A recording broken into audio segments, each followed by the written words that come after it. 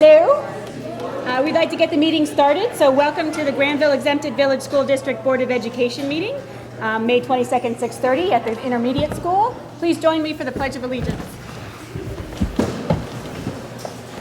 I pledge allegiance to the flag of the United States of America and to the republic for which it stands, one nation, under God, indivisible, with liberty and justice for all.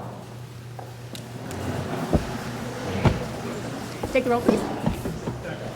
Here. Here. Here. Here. Here. Commendations?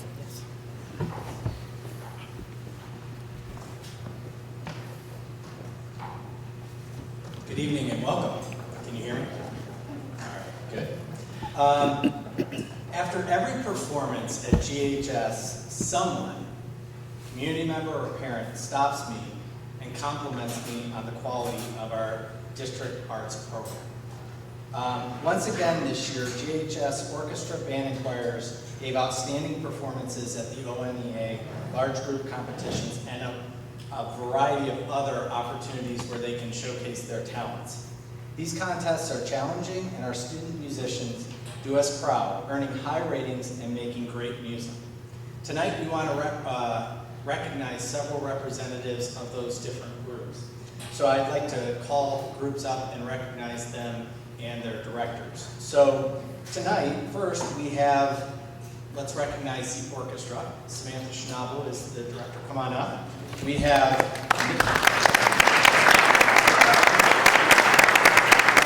it's going to take a while to clap after every name, so I'm just saying. Yes, so representing the orchestra section leaders, Noah Green, Evelyn Blakeman, Wanling Baker, Nadia Fabracci, Kieran Lele, TJ Carney DeBoard, Thomas Patton, Mary Kate Hill, and Emily Frank. They might not all, and Jack Burzak. There you go.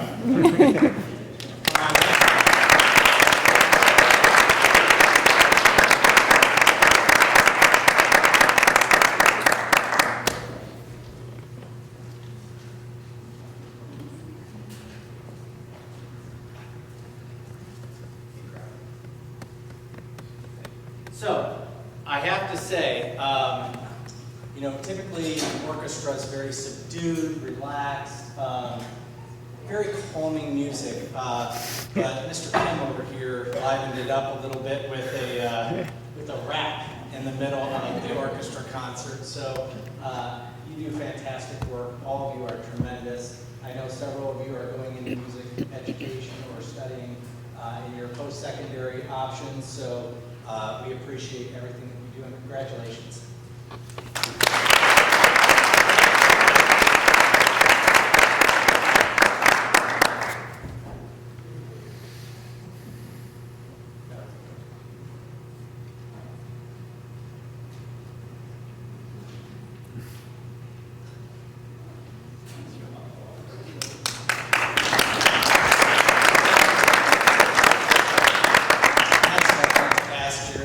Come up, director of our band program, and band presidents Sally Marcraft and Sarah Warren.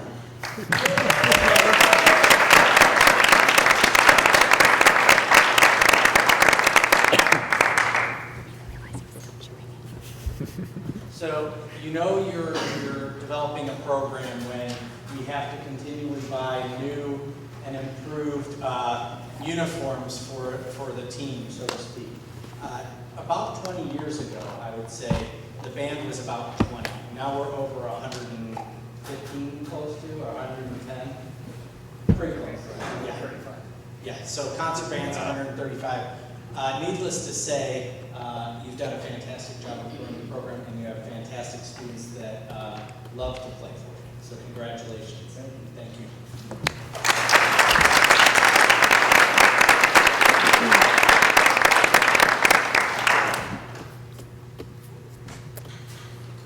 Next, representing the symphonic choir, and I'm going to bring all the kids up from choir. So we have Forrest Lee and Kate Fogger, Kristen Zainol, and I don't think Tori Bergstrom's here. Oh, Tori's here.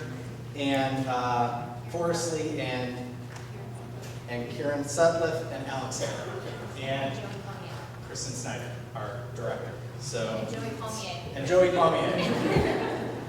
So, well, let me pass all this down.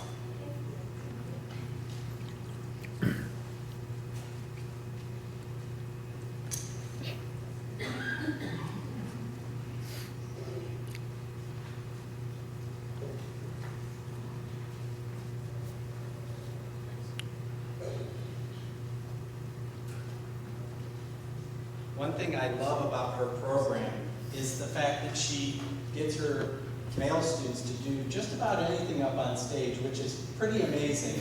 So I think that takes a lot of work and effort.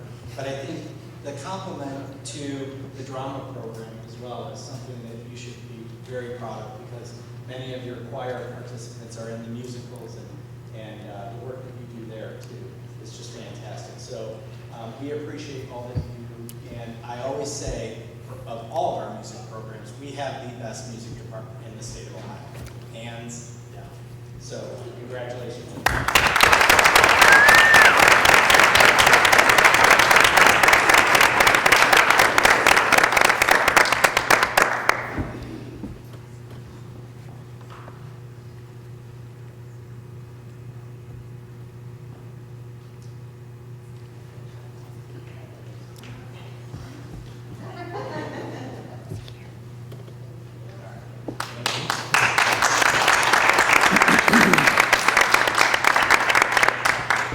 So we know that we have great directors and we have fantastic teachers. The next two commendations are recognizing some fantastic teachers that we have in Granville schools. Battelle for Kids will honor GES first grade teacher Jessica Mangum with the 2017 Distinguished Educator Award. So Jessica, come on up right now.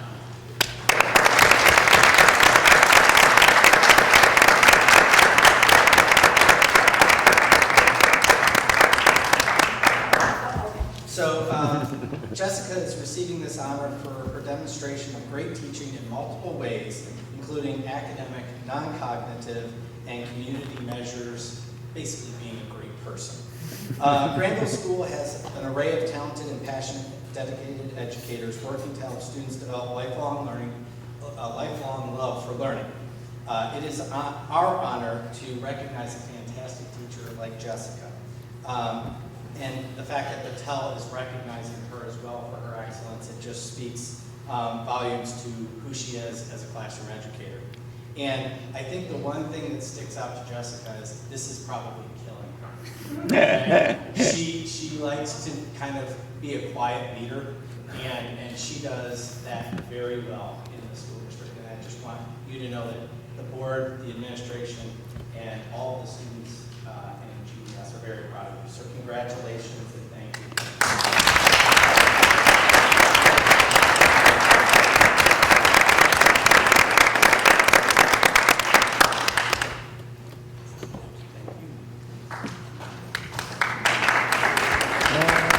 And now we would like to recognize Lisa Rogers. Lisa, come on up. Lisa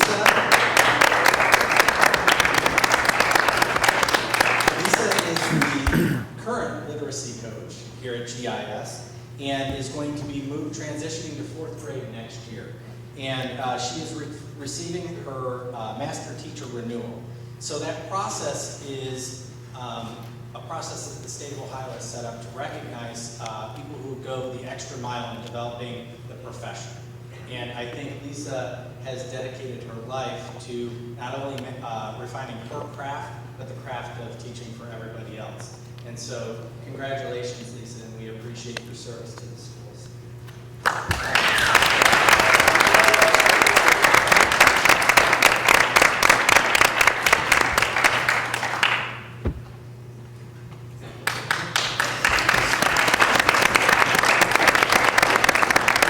And now we have some other teachers that we're going to recognize. We'd like to commend the OSU professors and staff who supported the GHS Senior Project this year. For those of you who are unfamiliar, it's kind of the capstone project for a high school senior. And so we have two teachers, and I'd like to invite Matt Durst up, the principal. But these two professors from Ohio State really dedicated a lot of time and effort to help our students with their senior projects, helping them with research, advising them, and spending a lot of time with our students. So Laura Joseph and Catherine Metz. Laura is Africa Studies, and Catherine is Slavic Studies.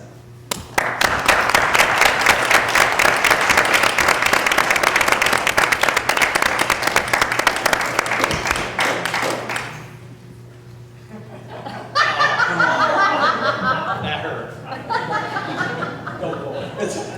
The dramatic pauses for effect.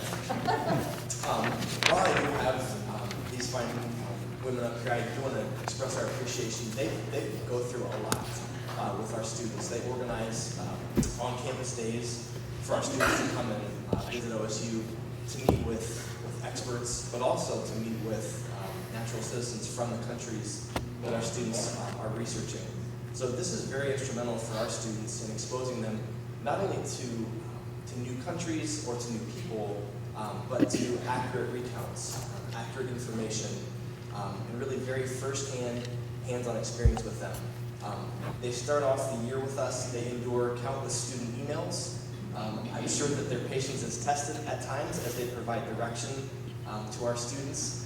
And then further, they come back on the day of the panel presentations and they lend their expertise to the people who sit on the panel. They inform the questions that we ask. So we can't say enough about the partnership that we've got going with Ohio State and the resource that they've been to us. So thank you very much.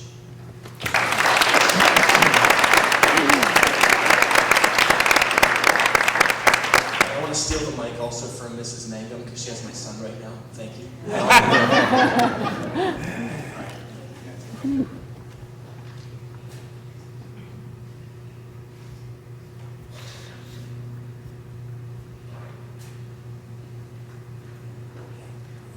I'd also like to recognize Megan Hastings from the Latin America Center, Melinda McClemens from the Middle Eastern Center, and Mitch Lerner from East Asia Center. So all of them participated in the capstone project. So on the agenda, it looks like we're done. But our next commendation is going to be very surprised. She thinks she's here coming tonight to talk and answer questions about the updates to the gifted handbook that the board is approving tonight. Georgia, if you want to stay for that board presentation, you can, but you don't have to. But I would like you to come on up. So Georgia Banks, please come on up.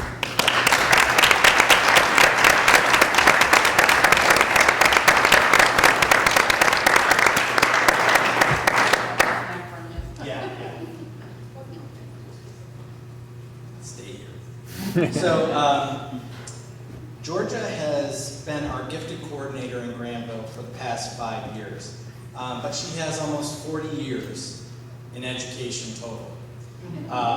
And she'll probably make a few comments about that later. But you can blame Ryan for this, and so when you go back, you hit him. Georgia announced her retirement at the ESC several months ago, and she's been assigned to Granville for 5 years. We want to thank you for always putting our students and their needs at the forefront of every decision and conversation. Thank you for guiding our decisions as a district as they relate to policy and practice, and for your guidance with the administrative team. Thank you for your work in the classroom with teachers to support gifted education at the building level. You have been instrumental in moving our district forward, and we have very much enjoyed our partnership with you. Enjoy your retirement and those grandkids. Keep the same cell phone because I know Ryan will be calling you. And congratulations. And seriously, you don't need to stay for the gifted handbook. This was just a ruse to get you. So the board, in recognition of your service, we give all retirees a glass-blown blue ace to commemorate their time. It's a one-of-a-kind, just like you. So here is your blue ace. Find a nice spot and think of us fondly as you sit on the beach and relax.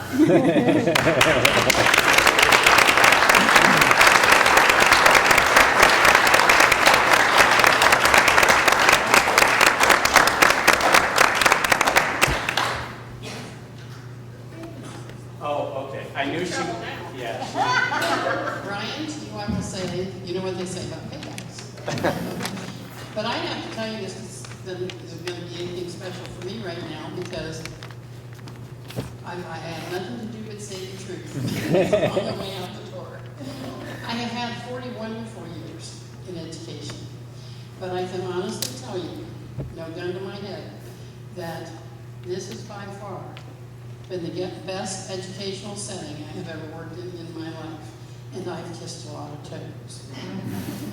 Excuse me, I've worked for several districts, for a lot of different superintendents, and a lot of different communities and folks, and I have to tell you that you can be very proud of what goes on in your district, because from the ground up, they have your children right out there in front. That's what they're here for, that's what they do. And I cannot tell you how many times I've heard from Jeff and from Ryan, I don't care what the State Department says, it's what's best for kids. To which this little round person says, yes! Because that doesn't often happen. So they are out there for your kids, they do an excellent job, and you can be very proud of all of your administrators and teachers, your kids in your district, because it is stellar. Everywhere I go, they want to know, what's Granville doing now? What's Granville doing now? So you can be very proud. And I'm proud to have been part of it. Thank you. Thanks.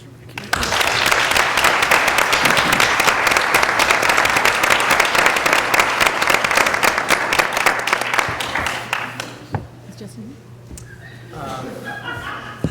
So this is the point where people can leave if they want to, but I didn't see Justin.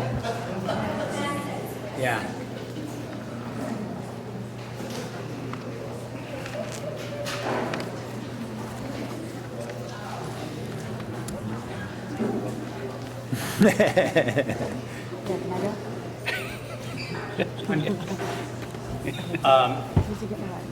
Unfortunately, Justin is not here, but I was going to recognize him.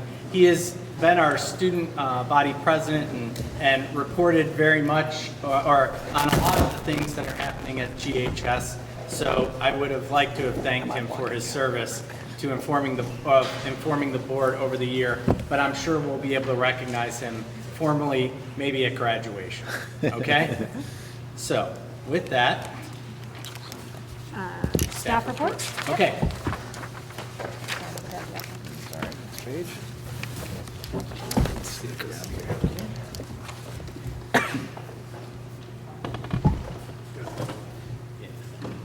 Okay, what I'd like to do is just kind of update the board and the community about our last conversation and what's led to a couple of the action items that are on the agenda tonight.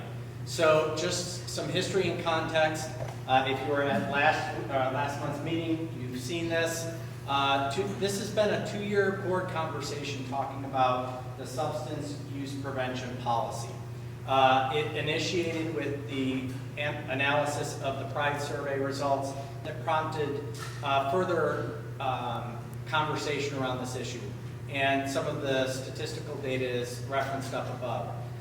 In June of 2016, the board, in part of this conversation, changed the athletic policy to stiffen the penalties for substance abuse and penalties associated with that in the student code of conduct and the athletic code of conduct. We've had over 2 work sessions, we've had a couple of forums, but the board's perspective has been that we're going to take a comprehensive approach to the topic of substance use, and the comprehensive approach was going to include education, data collection, cultural implications, and a potential drug testing program.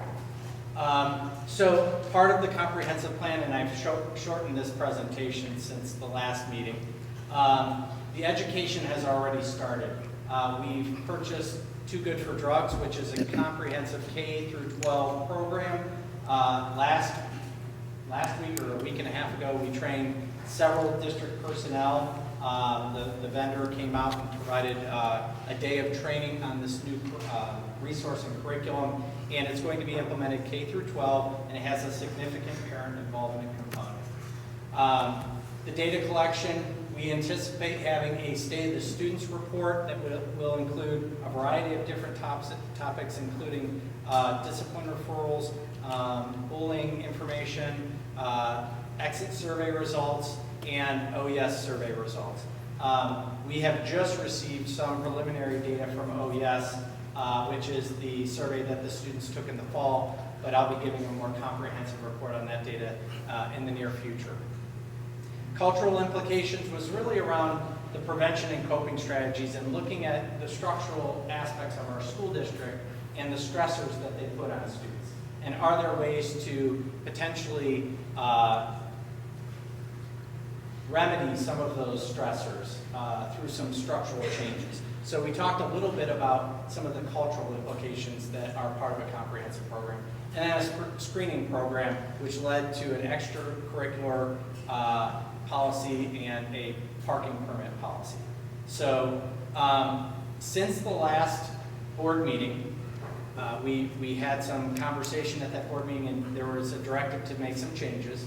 So again, just for your information, the purpose of this policy is the participant in an extracurricular activity is defined as any student who must maintain academic eligibility in order to participate or competitive activity that does not associate a grade with participation. And that is based off of a Supreme Court ruling. The next bullet item is a change. So initially we had a preseason assessment that everybody would participate. The board opted for a random test process that would just create a participant pool, and then a random generator would identify those that would be subject to the screen. The next two have kind of remained the same. The district received positive results of follow-up screening. So the initial positive would go to parents and parents only. The follow-up assessments are required, and those would then come to the district if there's an additional positive, okay? Again, a prevention orientation. So if a person has a positive assessment for the second positive, the policy says that they will lose 50% of their participation in that activity. If they complete a drug treatment program, it's reduced to 25%. And this policy will end in 3 years. So they wanted a chance to take a look at the policy, look at the numbers, see if this policy is making an impact. A conversation started around opt-out at the last meeting, and so I drafted language that would satisfy a potential opt-out provision if the board chooses to take that approach tonight. And you can read that language up there.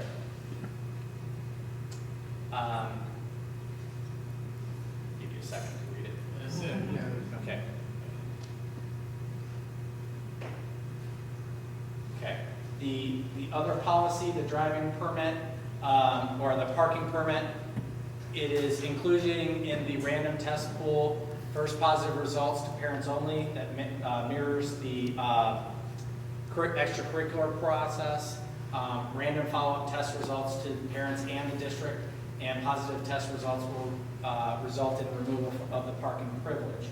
And at this point, there is no other aspect to that policy on the board agenda.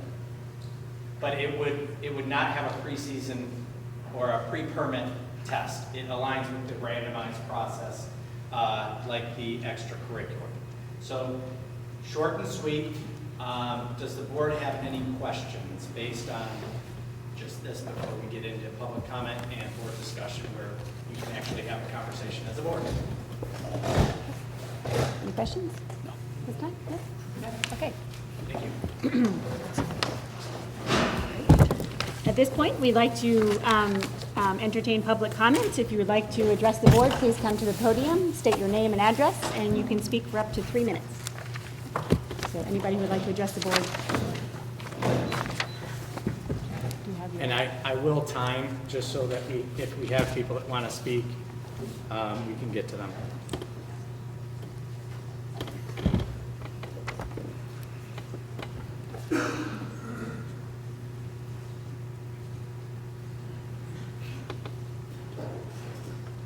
Make sure that they say their name. Hello, my name is Nick Maxwell. I am currently a junior at Granville High School. I'd like to first thank the board for the opportunity to come and share my views on this issue and offer student input on this matter. I'd like to voice my firm opposition to any measures that would enact a random drug testing policy at the high school. If we look at the data, I can only assume that all of us board members, you have the best interests of the students at heart, and I have no doubt in believing that. But if we look at results from places such as the American Academy of Pediatrics, there have been no conclusive studies that random drug testing actually in any way limits drug use among students. And furthermore, this policy is obviously designed to help curb the behavior and help the students that might fall victim to alcohol abuse, substance abuse, because they feel marginalized or have other social issues. But speaking from experience, for a lot of kids that struggle with this does not serve as a deterrent, but rather this just serves as them that they're going to drop out of that extracurricular. They're going to forego their parking privileges and only descend further into a place where we don't want them to be. And additionally, there really is an issue that should, in my mind, be decided solely by the parents. And so while I don't even think an opt-out measure should be adopted, I think this policy should be voted down immediately, because I think an opt-out policy only lends validity to the idea in the future. If nothing else, there should be an opt-out policy for the parents, so the decision of whether or not the children are going to be subjected to drug testing remains firmly in the home where it should be. It has no place in the school. Thank you. Thank you.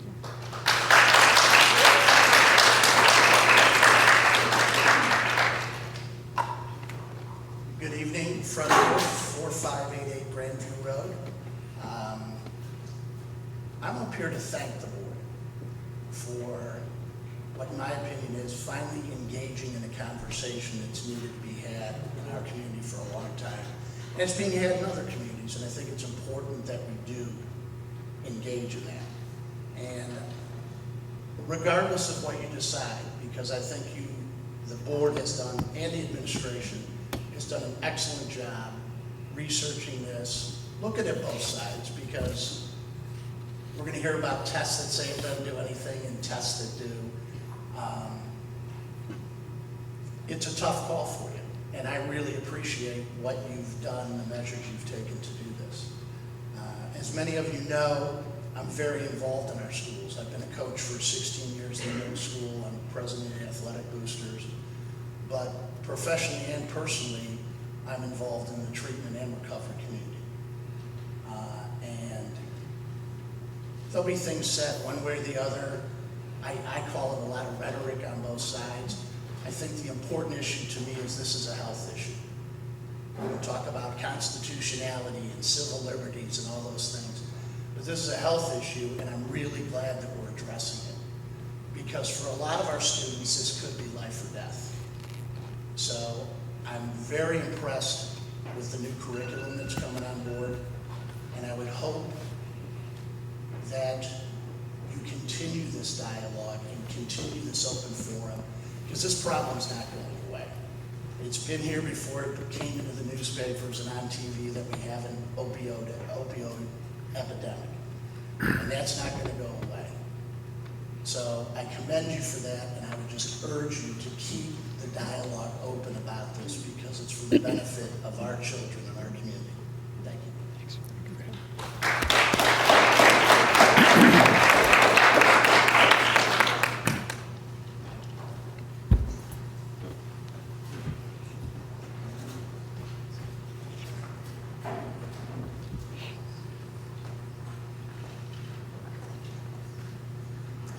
Hi. Excuse me. Hi, I'm Scott Monin. I'm a recent graduate of Granville High School and a physics and English major at OSU, the current residence of 116 Fairfax Court, and a 13-year student of Granville Schools. I'd first like to thank the board for allowing my voice and the voice of the rest of the community to be heard.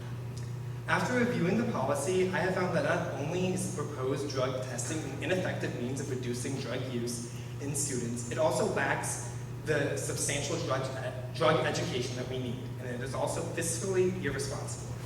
In order to inform my opinion on the proposed drug testing policy, I've read peer-reviewed academic papers and studies from the Journal of Child and Adolescent Substance Abuse, the Journal of Alcohol and Drug Education, and other academic publications. These studies and papers have concluded that drug testing is not an effective means for reducing drug consumption in schools. Additionally, many national organizations have spoken out against random drug testing in schools, such as the American Academy of Pediatrics, the Association of Addiction Professionals, and even the OHSAA, the Ohio High School Athletic Association. The National PTA President, Linda Haas, stresses that any drug testing that does occur should be made non-punitive. The proposed plan is punitive and could even take students who test positive out of extracurriculars, despite scientific evidence that one of the best ways to reduce drug use is to use participation in extracurriculars. With the policy that is currently defined, students most negatively affected by drugs won't get the help they need because of the punitive environment. Our community wants to reduce drug use. Why don't we do that in a way that is proven effective, such as more drug education? Currently, Granville High School offers inadequate drug education. It simply consists of a small unit that has often been self-taught. The proposed policy puts the burden of drug education on the parent, stating that any counseling expenses will be the responsibility of the parent, and that in order to rejoin extracurriculars after multiple positive testing, the participant must complete and document successful rehabilitation for counseling program. But the proposed policy offers no method for obtaining counseling or rehabilitation. The best way for Granville Board of Education to reduce the amount of students in the district that are using illegal substances would be to create a drug policy that centers around education, not testing. An opt-in, opt-out policy would be just as ineffective as the currently proposed policy.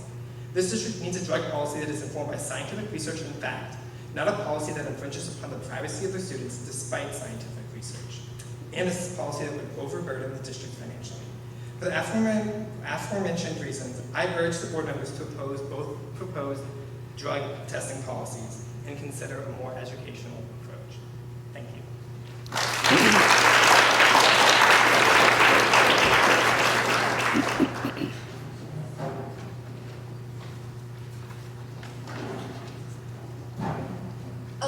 Hello, my name is Emma Jernigan, and I'm currently a junior at Granville High School.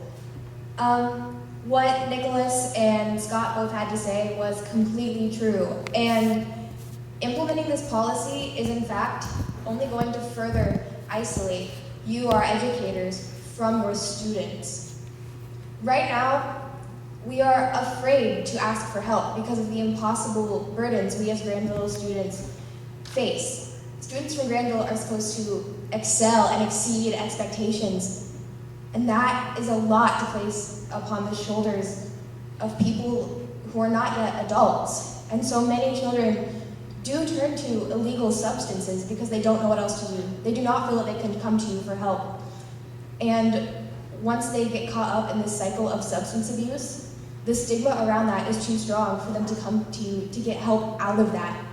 And so I ask you that instead of this policy, you consider reducing the stigma around substance abuse.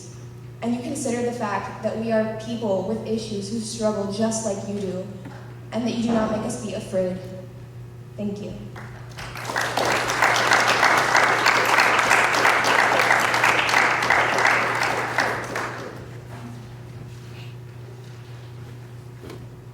Hi, my name is Stephanie Tackett. My address is 3727 Gale Road.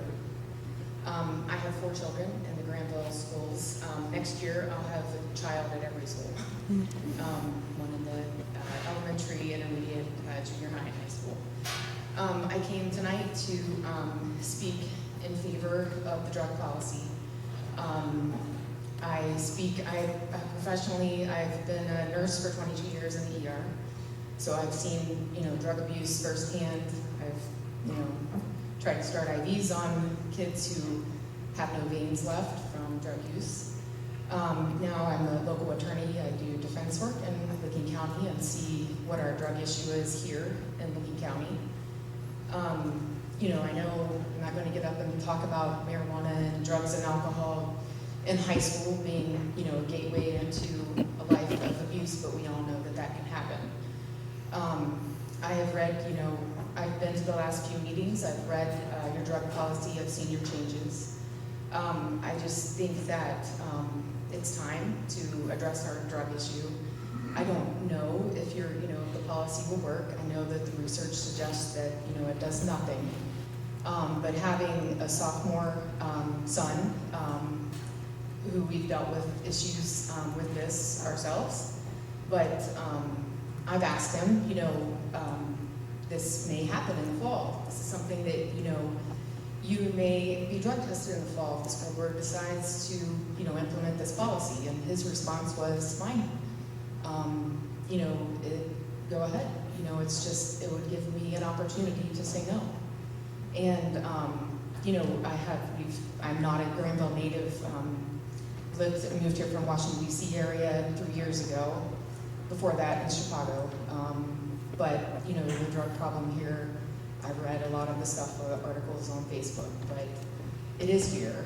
And I don't think that Granville is unlike any other school that we've been to. I mean, it's real. And when you're living it with kids and you hear all the stories, you recognize, what's really going on. So I urge you to vote yes on this policy tonight.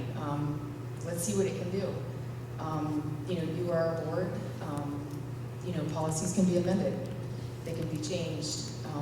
You can change your mind in a few years if it's not working. But I would support you in voting yes tonight. Thank you.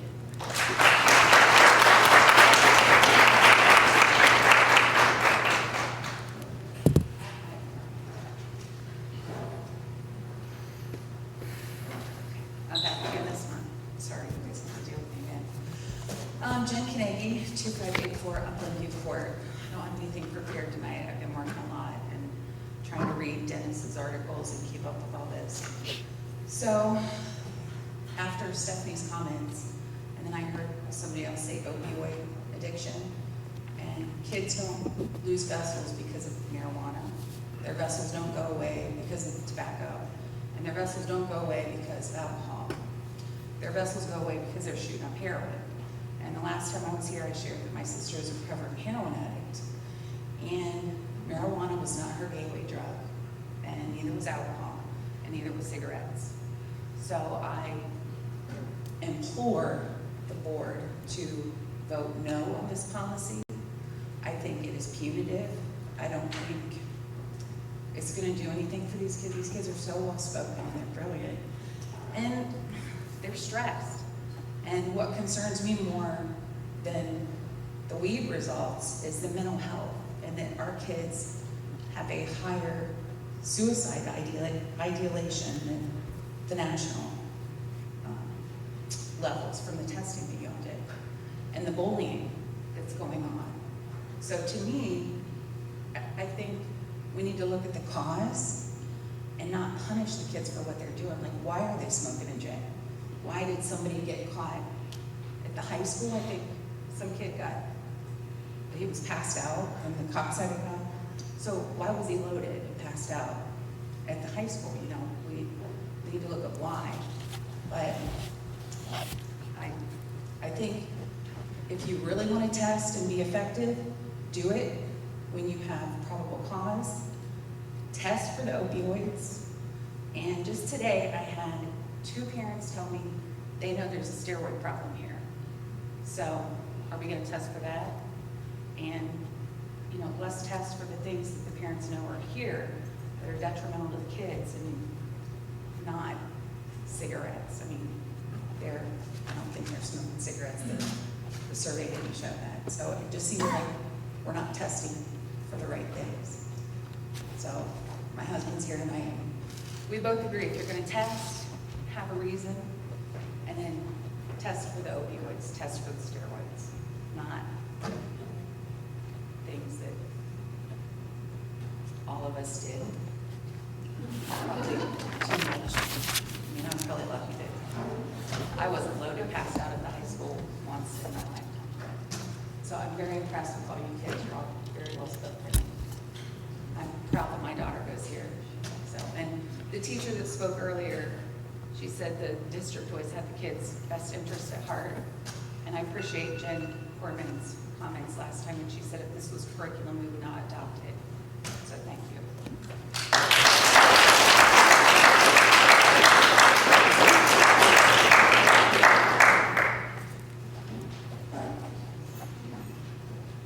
Carrie Oates, 80 Pine Village Drive. I was here last month as well, and your opt-out policy does absolutely nothing to address my essential concern that this impinges on our children's personal bodily integrity. I can't walk up to you as board members and demand a drug test right now. You would assume that that was inappropriate, that that was an invasion of your privacy. If I know you really well and I know that you are drinking extensively, I could suggest to you as a friend, maybe you have a problem. I don't think that it's appropriate for us to do this to our children. If a coach, if a teacher, counselor sees that there is an issue, they can talk to the student, they can talk to the parents, and come to a way to address the issue without us. And personally, as a parent, I would have serious problems having a student in this program to the extent where I would consider leaving the district. It is an issue of conscience for me, and it's one of those make or break kind of things. And I don't want that. My husband grew up in this community. He went to high school here. We were thrilled to have our sons go to school here. And I would not want to leave, but this is the kind of thing that would make me leave.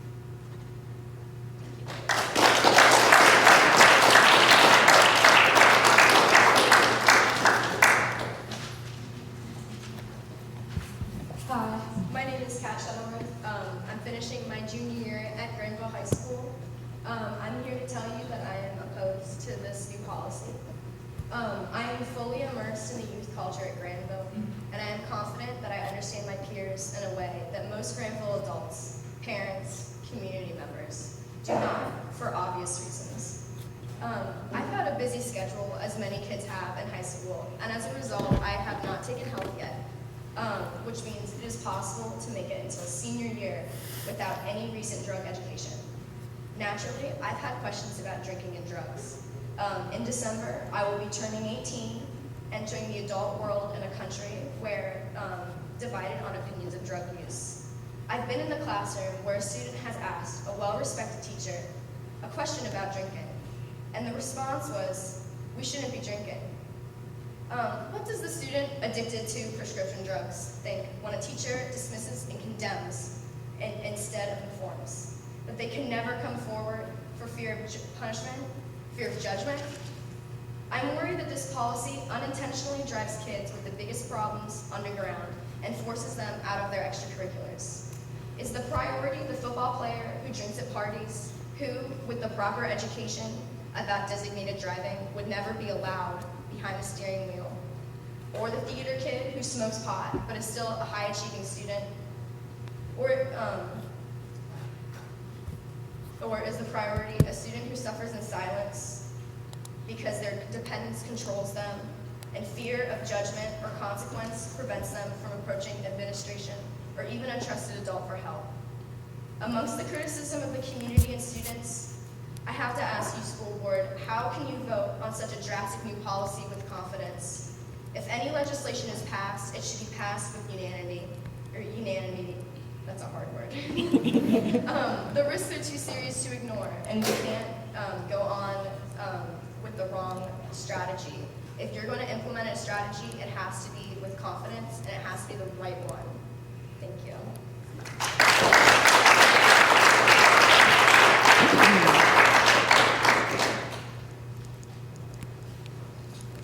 My name is Julie Chakowski, and I live at 1195 Newburgh Street.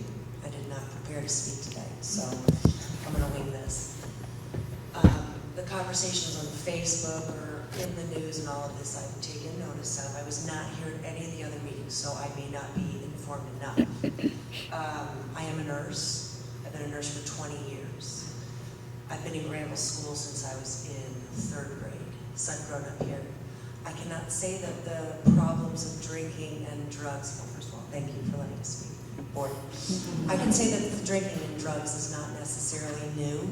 I can say that it's been here. I can say that I think the prevalence is increasing. From the nursing standpoint, I can tell you that there is perhaps something different with the drugs. In my class growing up, there were kids that smoked pot regularly, they were fabulous athletes, and they were very smart. What I see now in this generation is that the kids who are smoking regularly seem to be giving up more on life, giving up sports, and that the drug has more of a hold. I don't care whether they smoke, I don't care that. My concern as a nurse is that what is out there now seems to be affecting their lives way more than the kids in the past. My next thing is related to the testing. I think for me as a parent, I bought a drug test in 8th grade because guess what? It scared the crap out of all 5 of my boys who are in Granville schools because what do you mean you're going to drug test me? My response as a parent from 5 boys with an uncle who was a total, it was something he enjoyed regularly to the point that it wasn't healthy and it did affect his family, his children. I said, guess what? If you're afraid and at any point it would stop you or give you an excuse, game on. For me, I will do what I need to do in my house.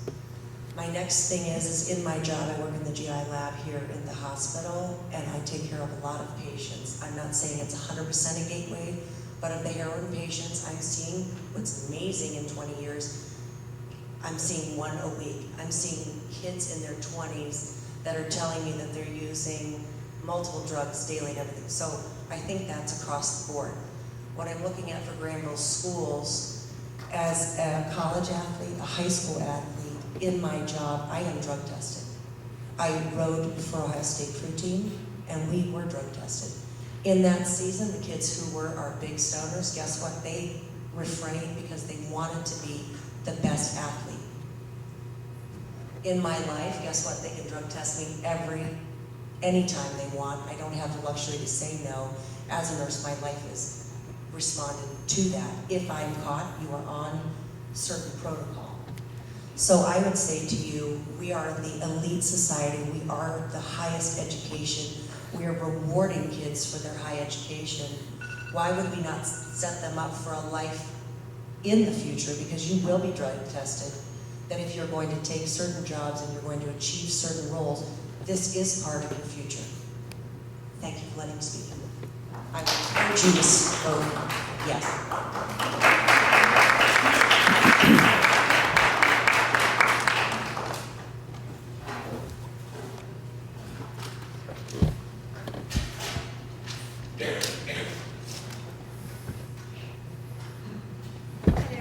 My name is Kelly Bealey, 16 Granville Crossing, and I'm also here in support of the drug policy, and really to say thank you for being so comprehensive in your approach to this, and I think that that can be said for a lot of the things that the board tackles, but I do follow the minutes and I do follow the board things pretty regularly, and you have been gone above and beyond, I think, looking at all different sides of this, and I know we can pick out positives and negatives, but the points that I wanted to make, and I hear all of the concerns from the students, and they don't fall on deaf ears, and I hear the concern of a separation. I hear the policy, though, and your well thought out policy being comprehensive, as being one to facilitate conversation.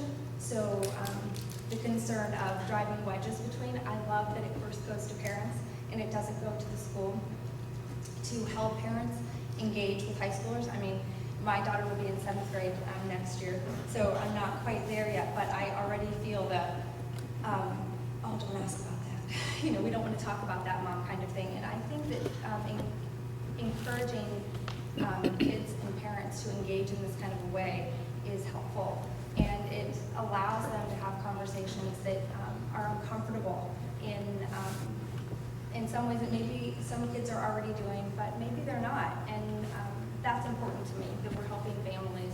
And I feel that the policy encourages that kind of talk, and that is helpful to me.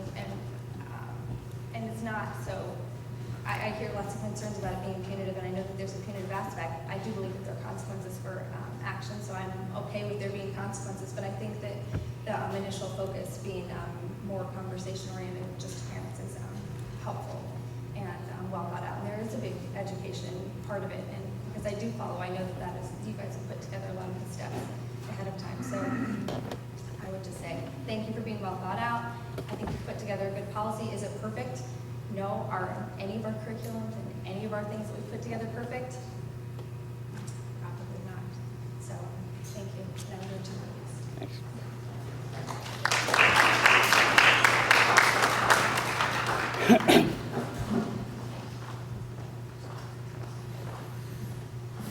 Good evening, Ann Miller, 29 Knoll Drive, Granville, Ohio.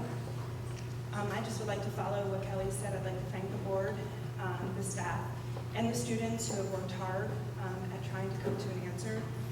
This is difficult, it's not easy, and to the students, I hear you. I'm sorry that you feel pressured, and I hope that you use the resources that the schools and the communities give, and that you talk to your parents about those pressures.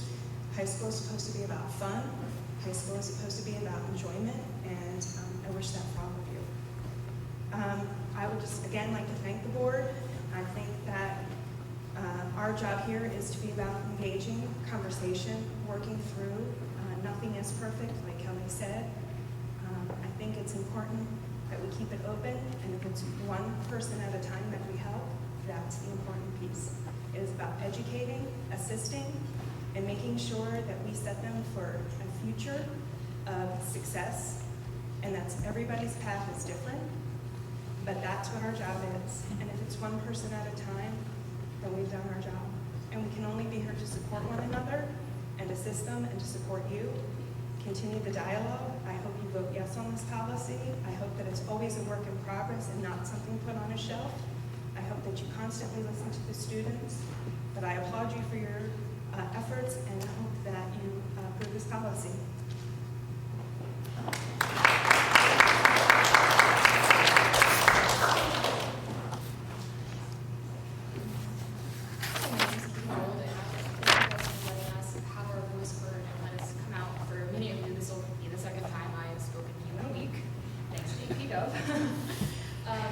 First of all, I would just like to say I in no way condone drugs, and that is something that I do not participate in. But I do personally know many of my friends and people who I know dearly have been affected by this. And I can say that there are many causes of it, and it's the causes that are underlying, and that's not what we're talking about. It's mental health issues, everything else that's coming into play. And I'm actually my tennis captain for this upcoming year, and every single year we sit in the fall sports meeting and we have a zero drug policy, and everyone just brushes it off because nothing ever gets done. People will be taken in and there will be accusations, but nothing ever gets done. No one's ever punished. So instead of putting a new policy, why can't we just enforce the policy that we have now?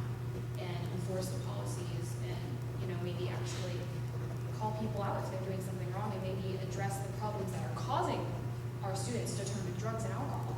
Because there's a lot of reasons, and I can tell you that it's horrendous to see my friends and people who I hold dearly struggling like this. Katie, you have more time. That was from the last one. I Oh, forgot to sorry. reset. I apologize. So Thank you very much. keep going. I'm good, thank you. Okay. Thank you. So I would speak in opposition to this just because we do have this, and I think that it should be implemented more instead of causing new ones. Thank you.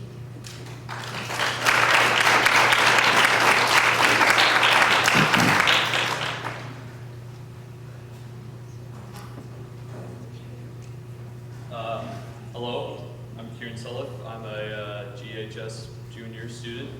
Wasn't at the last board meeting. I usually don't participate in these sort of school board activities, but I came here because I feel that as a GHS student, as knowing a greater majority of the peers there, I think that this implementation of this drug policy testing would not be effective. I didn't come prepared. I'm just going to state a few points and I'll be done. So I think personally that implementing something like this would just breed more distrust and non-cooperation between the teachers and the students. And I think of all the relationships that you can have at the high school, I think The relationship between a teacher and a parent in nurturing their growth and education is one of the most vital portions of school. And I feel that inherently distrusting the students with this implementation and incorrectly punishing those that don't participate in these activities is just something I'm against. I'm shaking a little bit, so I'm just going to I didn't come prepared. I just wanted to say my point, and Thank you.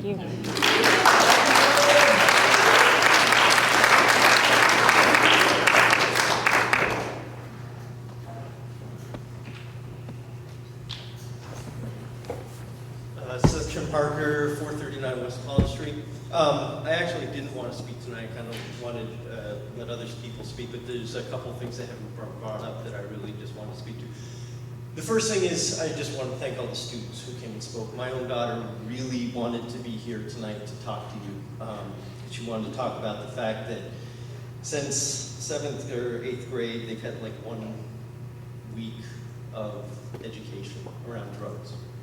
Nothing else. She's going to be a junior next year. That's kind of odd.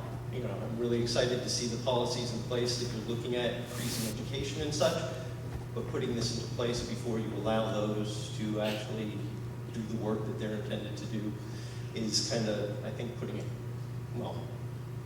the stick before anything else, putting the cart before the horse, if you will. The thing I want to speak to, though, as a parent, is about the opt-out policy. I oppose the policy as just flat out. I sent each of you a letter already sort of outlining my opposition. I understand the thought behind the opt-out policy as being a way to allow someone like myself who objects to the policy to remove my student from that. But I have problems with the opt-out policy because now by doing that, am I sending a signal that I condone drug use? Am I sending a signal that somehow my daughter, who honestly, if anybody knows her, she's at home sewing on Friday night, not out doing things, that somehow she is, no, I want to preserve her rights, I want to preserve her integrity, I want to preserve the trust that I have with her. And I worry that you're going to create new divisions within the community. You will have parents who opt out, parents who don't opt out. You're going to have students who have to go through the random drug testing or be into that pool, students who don't. That's not the community that I think you want to foster in the schools. I've heard people say, you know, if you're going to do it right. This is the wrong policy. It's testing for the wrong things. It has the wrong rationale of why it should work. It doesn't have evidence that it will work. Just on a lot of accounts, it really should be set aside, allow the other policies to do their work, see how they happen. And if it turns out that we actually need this, then come back to it. But now is not the time, and this is not the policy. Thank you.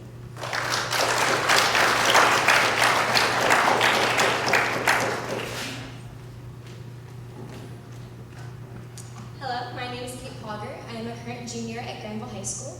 I also was not prepared to speak tonight, but seeing my peers and other members of the community come forward and really share their opinion really inspired me to come to the same. So I want to thank you all for opening up this discussion because I think it's one that needs to be addressed by both our students and our parents and other community members. I want to touch on the fact that coming up here and being able to speak as a student and as a parent, it draws the thought of what other people are going to think of me. Are they going to think that if I oppose this, that I'm a druggie, that I condone it within my students? And I think that this is a line that is, judgment is big, and I think that, especially this opt-out program, I think it draws a deeper line between students that opt out, students who don't, students who have to take this drug test, and students who don't.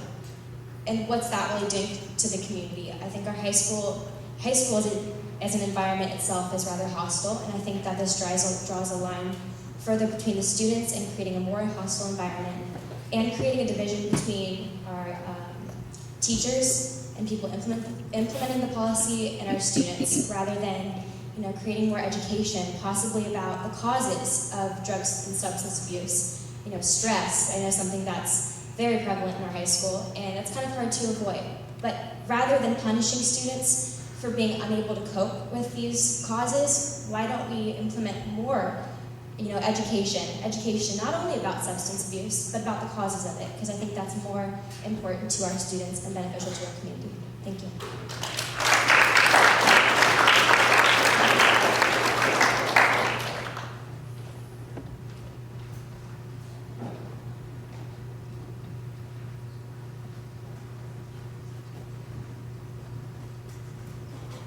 I'm Dan Vaness, 3923 Morris Road. I want to encourage the board to go ahead and pass this policy. As a parent, sometimes, kids are kind of sneaky and things go on that you don't always realize. And as a parent, any policy you could do that would give feedback to parents and possibly a first line of defense, it might be the first time that they've been aware of a drug problem. How could you not love your kids enough to encourage this policy and encourage this information to come forward? You really need to take a look at that. Put the kids first, and I know sometimes they don't want to hear it, they don't want control in their life, but it's too important for what they want. As a parent, you need to be totally responsible for those kids and do what's best for them and get them the help if there is a problem that will hopefully get them back on track. And that's above everything else. And it's too important for you guys just to pass the buck. Our kids are our most valuable resource. We'll treat them like that. Thank you.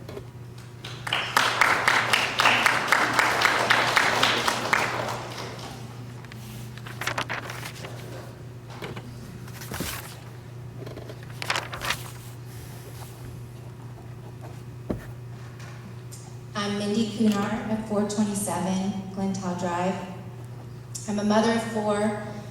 I have one who's graduated from the school system. I have 3 still in.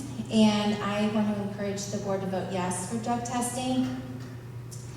First of all, let's establish it is illegal for kids to drink underage. It is illegal for them to do illegal drugs. It is illegal for all of us to do illegal drugs. And I really want to hit home with that. As far as getting behind the wheel, we all know what can happen when somebody drives under the influence of something. We understand that crashes can occur and death can potentially occur. So the fact that we'd be drug testing kids who would be applying for a parking pass, you could be potentially saving a life. What about the innocent? We're talking about the rights of the kids who want to use and abuse the drugs. What about the kids and people out in the community who don't agree with that? We're putting ourselves at risk for injury on the athletic field, on the road. Everybody has been educated from a very young age that driving under the influence is dangerous. There's not one high school student who can say that they have not been educated on that. And as far as playing sports under the influence, that just puts you at risk too. It puts your fellow teammates, it puts your opponent at unneeded risk for harm. You all know what a speed limit is. If you get caught by a police officer going above the speed limit, you get a ticket. There's got to be consequences. We have to start somewhere in this community. We want to save you. We care about you. We want to see you succeed in life. And I believe that the board is taking steps to implement things to help you, give you tools to succeed. I feel badly that is a way that you feel you have to cope. Drugs or alcohol, that breaks my heart. And yes, I would love to have other options for you, but this is not an option. You're putting yourself at risk, and you're putting your friends at risk, you're putting community members at risk. We want to see you succeed. So I really encourage you to vote yes. Thank you.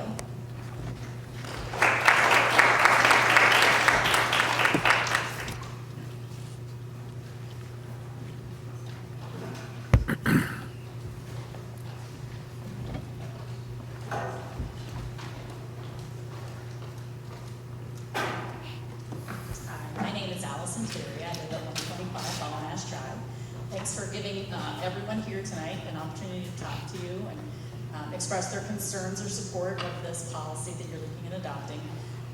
I am in full support of the program. I think it is very much needed, not only for this high school, but for every school throughout the Licking County area and the greater Columbus area, because there are a lot of addictions that are going on right now that are starting in the younger years, as early as middle school.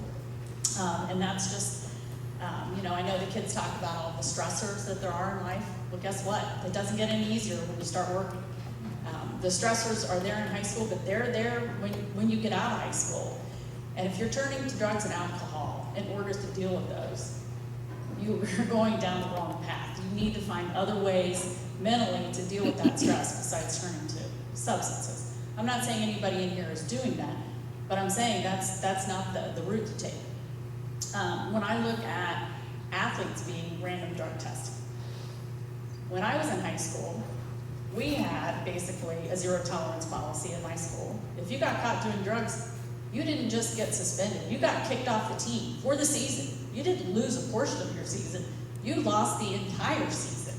So many of our kids refrain from doing it at all because of the risk of being kicked off their team and not being able to compete at the state level or the district level or whatever it was they wanted to achieve. And so many of them chose not to do it, and maybe chose not to do it the rest of high school because of that as well. I think it's a great deterrent.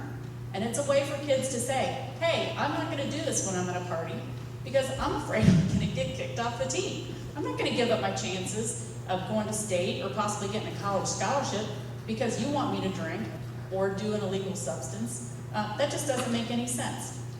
And the kids need to start learning how to make those decisions under peer pressure at the parties or whenever. You know, that's a part of life. There's pressure all through life. Turning to illegal substances or controlled substances doesn't help with that. I'm not in support of the opt-out program. I think that really just doesn't make any sense. I would prefer you just adopt it across the boards, the random drug testing. And, you know, if kids don't want to participate in sports because of it, they can choose not to. Although I can tell you that the most kids when I was in high school, the kids that were doing the drugs were not participating in the sports because of the zero tolerance policy. The kids that really wanted to be in the sports were in them and chose not to do it. Now, I didn't go to as rigorous of a high school as Granville, but I do have kids in the school system. I have a son that's in middle school that will be a freshman next year. And I can tell you, he doesn't want to go to school parties right now in middle school because he knows there will be drinking. I can't imagine. When I was in school, kids weren't drinking in middle school. It just astounds me that it really is tolerated and in some instances condoned in this community. It's just crazy. But again, I think that this is really a pretty lenient policy. It really allows the parents and the kids to try to get the help they need, especially if they're just starting to abuse substances. But they still get several passes. They can still participate in the sport. They don't get kicked out all the way. They get several times of being tested and testing positive before there's a consequence of being removed from a team. So I think it's working towards trying to get the kids help. It's really not you get caught and you're off the team. So hopefully it will help some of these kids. And I appreciate you looking at this, and again, I support the policy completely. Thank you.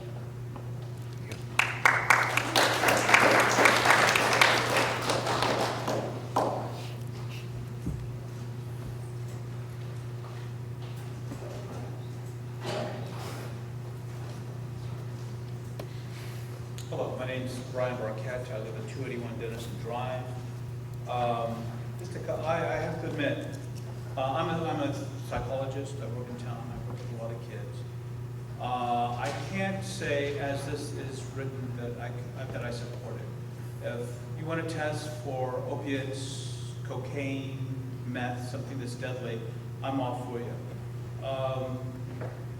with a parking permit, especially, I don't know, if there's liability at the school, if somebody should come there impaired, you'd have a reason to do that. But what I'm seeing in my practice, I'm seeing a lot of people, I'm getting a case of burnout a week, adults and kids, okay? I think we'd be much better served if we would do something to the, I don't, well, one, I didn't rehearse this, so bear with me for a second. First thing that bothers me is just people going into clubs, okay? It strikes me as a way to go around probable cause. It seems to be unfair. Maybe we should have a stoner club for the stoners. And if the stoners clubs want to be in the stoners, they'd have to get tested for drugs before they could be in the stoners club. And then everybody would be tested.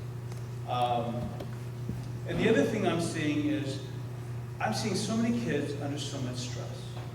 The amount of homework that a lot of these children, including my own, I have a son who just graduated, or who's graduating this year. I have a daughter who is finishing her freshman year. And they are sleep deprived because of the amount of homework they're getting.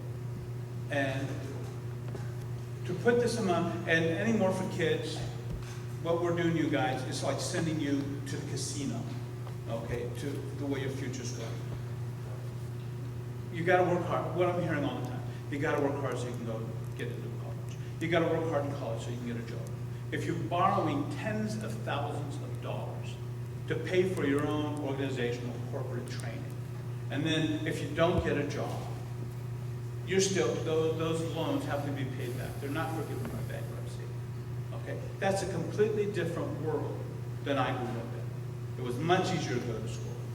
In 1945, at the end of the Second World War, Franklin Roosevelt and the wise men in this country created this international free trade system that is now pervasive in the world, except we're no longer the main drivers. The Asians are. This country was a regulated capitalist system with strong worker protections. That world is gone. So I'm thinking, if we want to help kids, let's go back to, let's do a community center. Let's organize homework so they can get adequate sleep. Okay? Instead of this creeping authoritarianism that says, and believe me, I don't want kids doing drugs either. Okay? I don't think my kids are doing drugs, but I'm a parent. Who knows? But I keep an eye on them. I talk to them. They talk with me. I'm still the parent, and I still want some semblance of sovereignty, okay? Some semblance of parental authority with my children. I think you guys are busy enough without having to take this on. I think we expect the schools to do a little too much of everything. But I think we would be much better off if we were going after, there's an opioid addiction that is killing people in this country.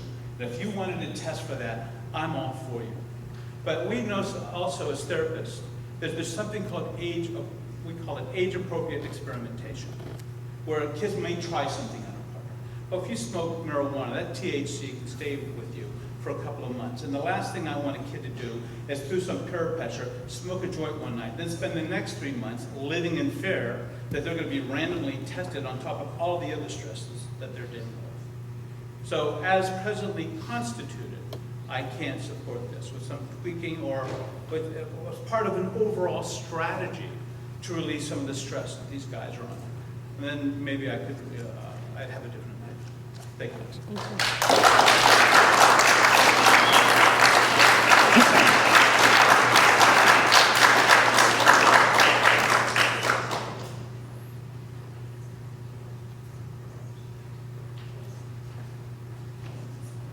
Hi, I'm John Carnegie, 2584 Upland View Court. I did not come prepared. It kind of came on a whim, so if I sound like a babbling idiot, sorry.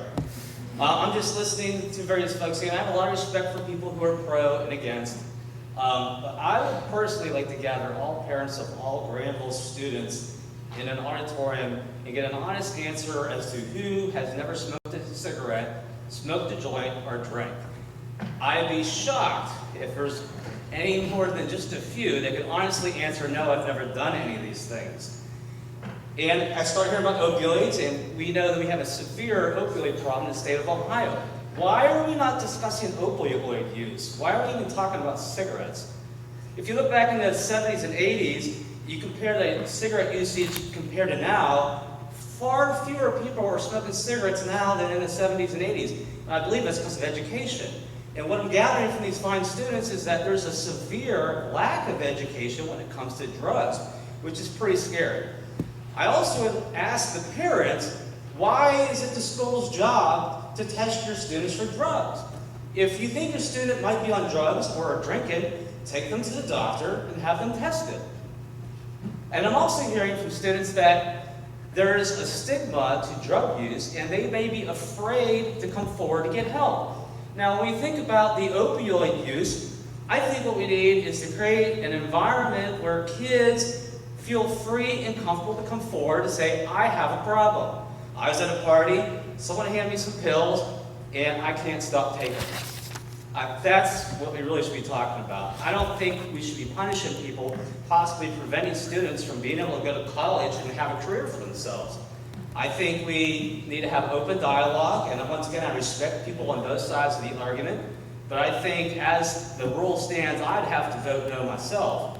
But just like the previous speaker said, if you want to test for opioids, go for it, because that's where the real problem is. Opioids and heroin. I think most of us have had personal experiences. I myself have known a few people who have been addicted to heroin. They're not bad people. There's something going on in their brain that causes them to be more susceptible to addiction. There was one other thing I was going to say, I can't think of it, so thanks for your time.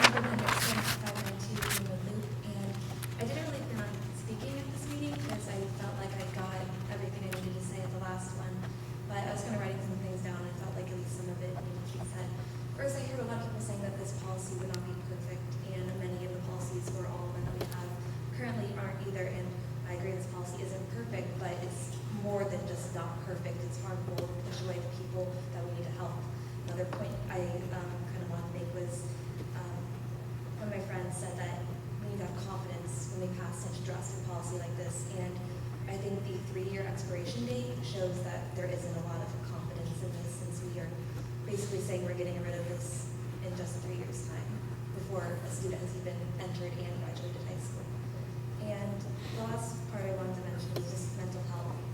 A couple parents actually mentioned how, a lot of people in general mentioned that students have a lot of issues with their mental health and stress, and one person said that if we're like feeling like that, we kind of just need to shut up and deal with it. They're saying like, why would you turn to drugs and alcohol? That's stupid. But they're not giving us actual resources or help to deal with mental health when we're all just kids and we don't really know how to deal with it. I know so many people, especially now since it's my junior year, that are constantly tired and they feel like they're gonna crack. And I just know so many people that are on like the brink of going crazy from schoolwork. And the board, you said we spent 2 years developing a drug policy, but did you spend 2 years developing a mental health policy? I just feel like that would be a far better use of time and resources, because it would deal with the cause of any drug issues. Because drug use and alcohol use is just a side effect of like a way bigger problem. So dealing with the side effect isn't going to cure the disease, really. So, thank you.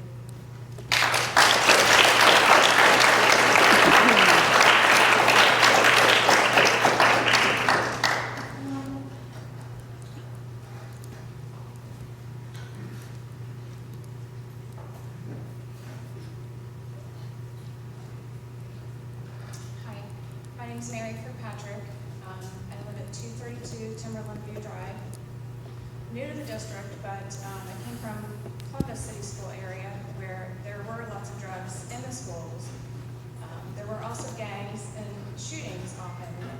I fully support a program like this, being a mother and a nurse. You kids may not think that there's no problem smoking marijuana. It does lead to other drugs later on. You're too young to ruin your brains. You don't have a fully developed brain until you're at least 25. So why lose brain cells by doing drugs early and ruining your young lives I just think it's not worth it, and you should really think about that.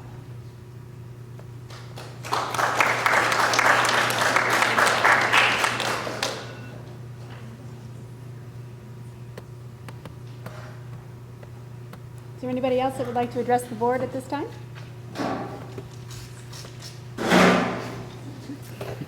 Shooting up denial. I'm Maura Masterson. I live on 2920 Ellsworth Road. I spoke last time, and just like Bryn, I didn't think I was going to speak again, but there were some comments made that really got my attention. And like one of the previous speakers said that it is illegal for teenagers to drink underage. It's legal for anyone to do illegal drugs, which is true. But it's not the high school's job to legally enforce what I'm doing. That's the court's job. That's a police work. That's not what my school counselors and my school board should be doing. And someone also mentioned the fact that like when you get a job, you're drug tested, and so that should be implemented in high school. But I am not being paid like $50,000 a year to go to high school. I'm just trying to get an education. Like I'm not doing anything for you guys to get paid. Like someone does a job there. And someone also mentioned that trying to preserve my rights or my friend's rights is only like for me to go and use, and that's so incorrect because like preserving rights has a lot more to do with an issue of morality than whether or not I want to do drugs. So, Thank you.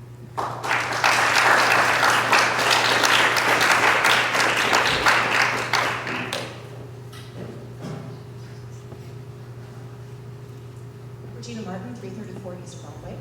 I'm opposed to the policy. I spoke last time, so I'll keep it short and sweet.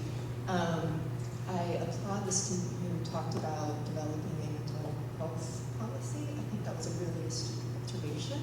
That would be a good way to spend 2 years. I don't think the research supports this policy. It's not going to be effective for what it's intended to do. And finally, we haven't heard anything, as far as I've heard here or at the last meeting or anything, the things that I've read, about the cost of this. How much is this going to cost? And is it enough would it pay the salary of another counselor who could work with students who have issues? I'm not a parent, but I am in education. And when I have a student who's struggling, I don't test them for drugs. I talk to them, have conversations with them, and I get them the help that they need. And I think that's the kind of approach that the school system needs to take. And I would be willing to pay for that. Thanks.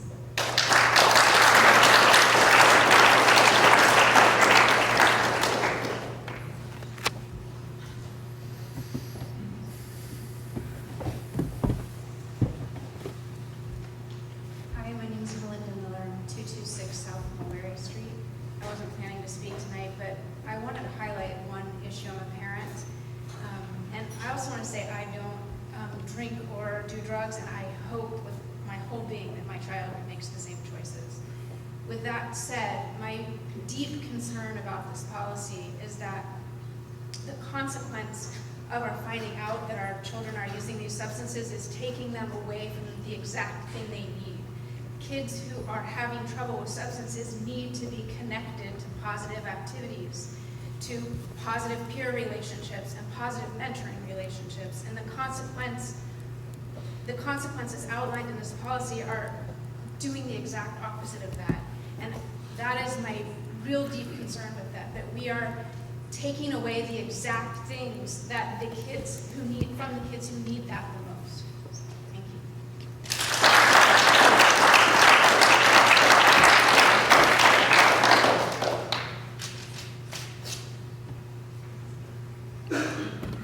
Anybody else like to address the board?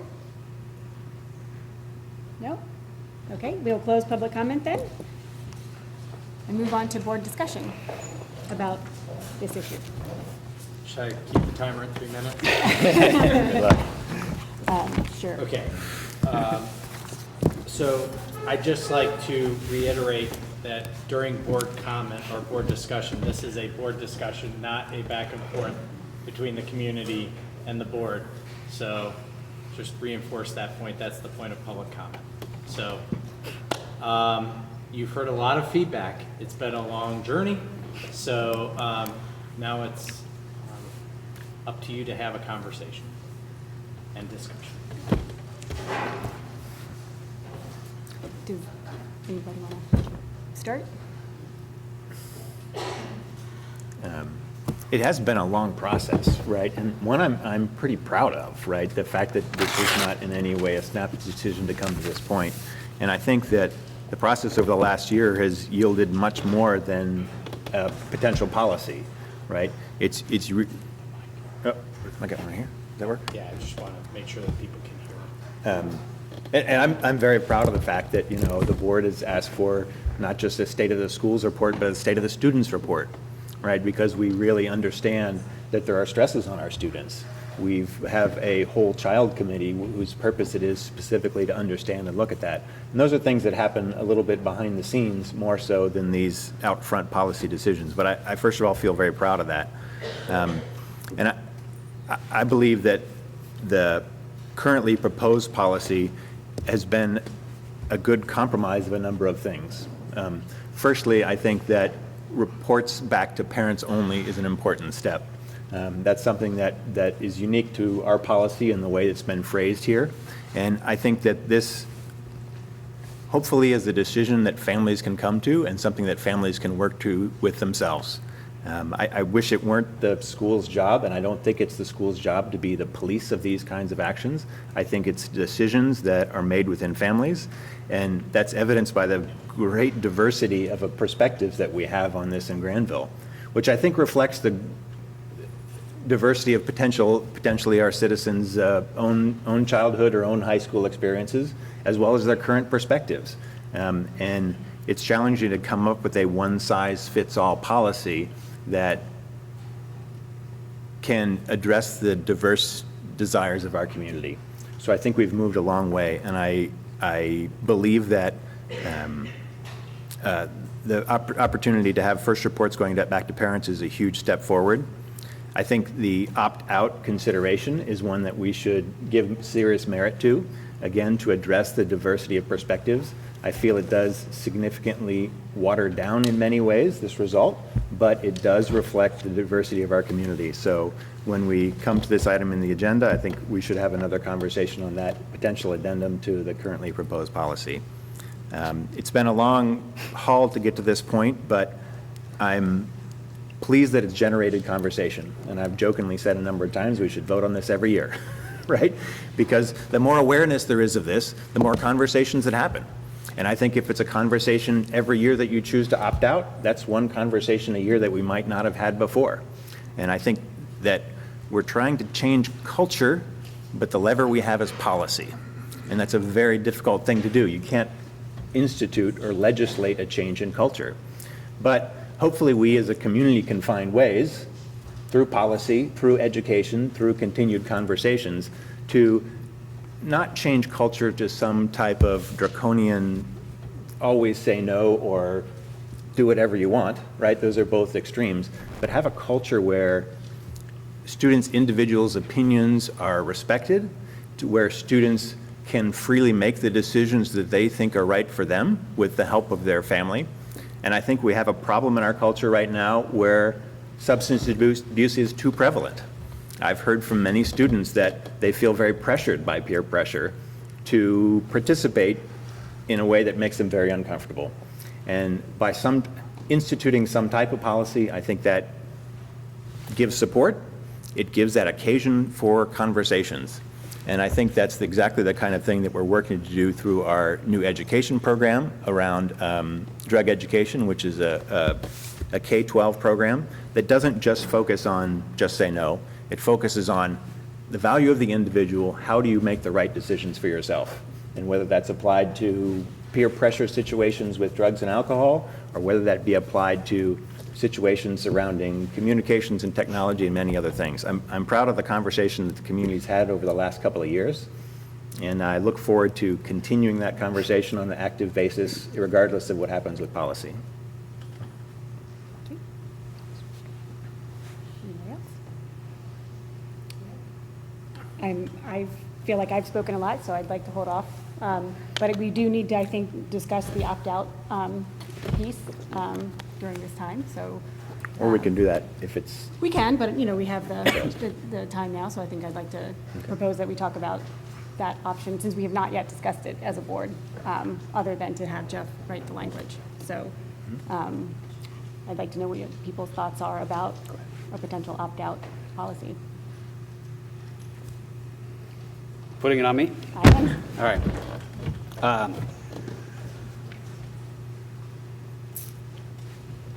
Thank you all for not just being here tonight, but for literally all of the letters, all of the emails, all of the approaches at the grocery store, during pictures at prom, at farmer's market, everything else. And I'm not joking, I'm not being sarcastic. It all matters to all of us to hear from you. And too often, I've complained, I think we probably all have, too often we sort of feel like we're acting in a vacuum and we don't get feedback from people, and we don't know whether anybody's listening when we do things like project-based learning, approving the expansion of a land lab and other things. This obviously has struck a nerve. And while there's been a lot of discussion, a lot of very strongly held beliefs, frankly, on both sides of the issue, just the involvement and the feedback is meaningful, as I said, to all of us. So I think we're speaking all at once here, so I guess if we're going to talk about the opt-out, which I will get to, let me first talk a little about my views. And some of you know them already. I have a very good friend that I went to college with who's a successful screenwriter in Hollywood, and I was asking him about a year ago, what's the secret to your success? And he said, always keep them guessing. He said, it's like poker. Don't show your hand. I would not be a good screenwriter, and I'm not a good poker player. It is a poorly held secret here that I am in favor of a testing policy. When we started out 2 years ago, which seemed to go by very quickly, I wasn't sure what I wanted to do on this. I think we all wanted to learn more. We all recognized that we needed to look at the entirety of what we were trying to do to address substance use. And that includes curriculum. That includes trying to deal with stress and mental health issues. And frankly, we've made progress on some and not enough on others. And whatever we do in that endeavor doesn't stop here tonight. There's a lot still to be done.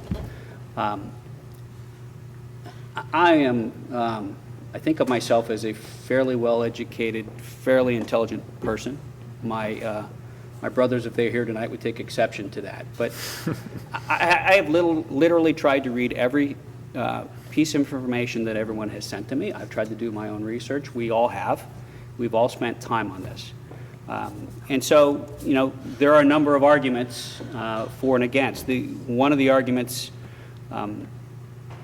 about this issue is that it's an invasion of privacy. And frankly, to me, that's a clear legal argument. It's not. The Supreme Court has said it's not with respect to extracurricular activities. That doesn't mean that that the process of testing for drugs is a pleasant process or one that any of us would enjoy or want to do, but that's what it is. The first one of you students that invents the temporal scanner to test for that is going to make money beyond belief. Right now, the testing is urine or hair, and that's what we're left with. The privacy is an issue in that it is distasteful. But legally, it's not an issue. We've talked a lot about whether the policy would be effective.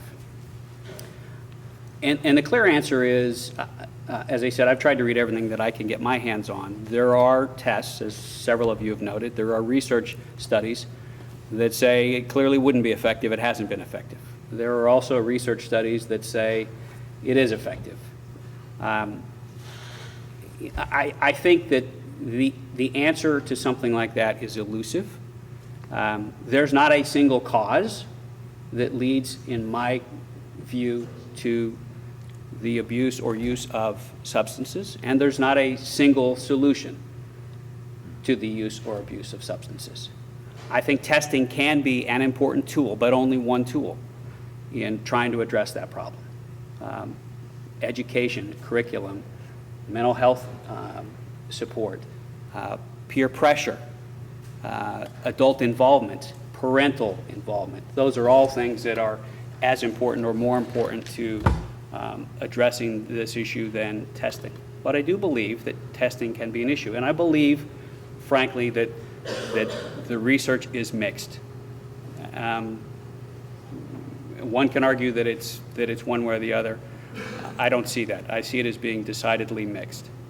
And I want to talk a little bit about the fact that we make decisions based on data, and we do, in a lot of things that we do. We make decisions based on data, and it's clear that the data here may not point to testing. I can also say that we make decisions that aren't, in fact, based on data. They're based on trying to do things that we think are the best choice. For example, when we approved the land lab initially, when we approved the expansion of the land lab, there's no data in support of that being an educational tool that resonates with students and that it leads to better test scores. We did it. We're proud we did it. We think it's been a huge success. We'd do it again, I think.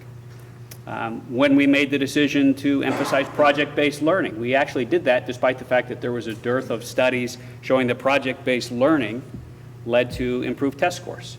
We did it because we think it's a great tool. We think it will matter with students. We think it enables them to further their development. So while I hear the argument about data, and we try and rely on data as much as possible, in this case, because I believe the data is mixed, and because I believe that's not an obstacle to doing something, I think we should do something. We've heard a lot about the parent's role. None of us, no one in the administration, no one on the staff wants to take the place of a parent.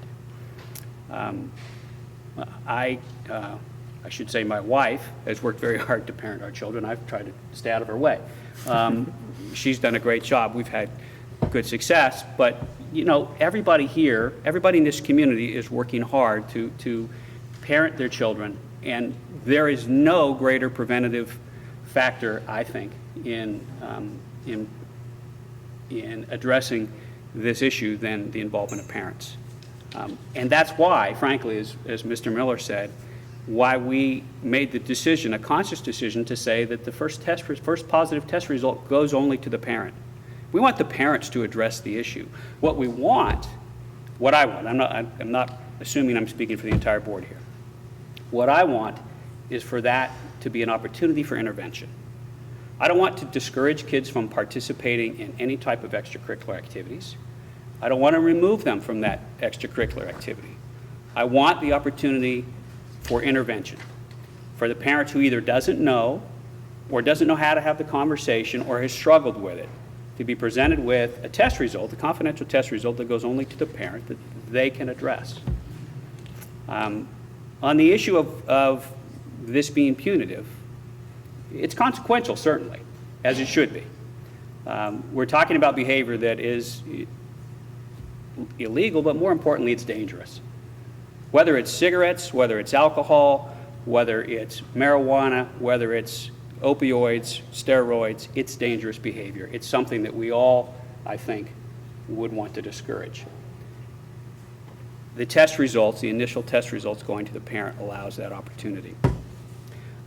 We're not trying to remove a student from the activity which may link them to their colleagues, to their peers, and help them to remain connected. In fact, under the policy as proposed, a student would have to fail 3 drug test in a season, in an athletic season, in order to lose the entirety of that athletic season. On the second failed test, the student would lose 50% of that season, but could reduce that penalty by completing a treatment program. And I think that's what we want. That's certainly what I want to encourage. Again, it's an opportunity for an intervention. It's not designed to be punitive. But there are consequences. We ask our students when they agree to participate in an extracurricular activities to sign a code of conduct that says, I will refrain from doing certain things as part of the privilege for participating in those extracurricular activities. This policy, this drug policy, is aligned exactly to that code of conduct.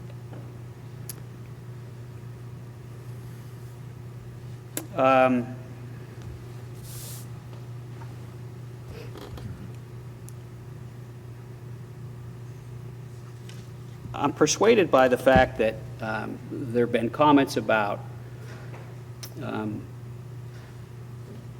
children of a certain age, students of a certain age, who naturally will experiment with certain behaviors. I understand that. I understand that that happens. I'm also terrified by it because of what several folks have mentioned tonight, which is that many of the drugs that are available now are far more dangerous than what they were when many of us were at that age. I think we've been fortunate in this community that we haven't been hit head on yet with the opioid crisis, but it's everywhere in our state. I was speaking recently with a public safety official for the state of Ohio who deals with all of the emergency responders in the state of Ohio, and he said the single greatest challenge facing police and fire in every community in the state right now is frankly the emergency responses to overdoses, and primarily to opioids. I am not taking any comfort at all in the fact that a student might only be smoking cigarettes or might only be using marijuana or alcohol, because I do believe that there is a link, that there is a path. And I think the earlier that we can intervene, the better, before someone actually moves on to something that is more deadly, that is much more addictive.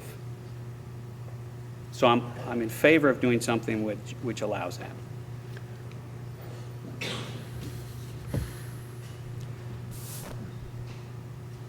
Somebody mentioned tonight, and it's important to me, that we've had a lot of discussion here about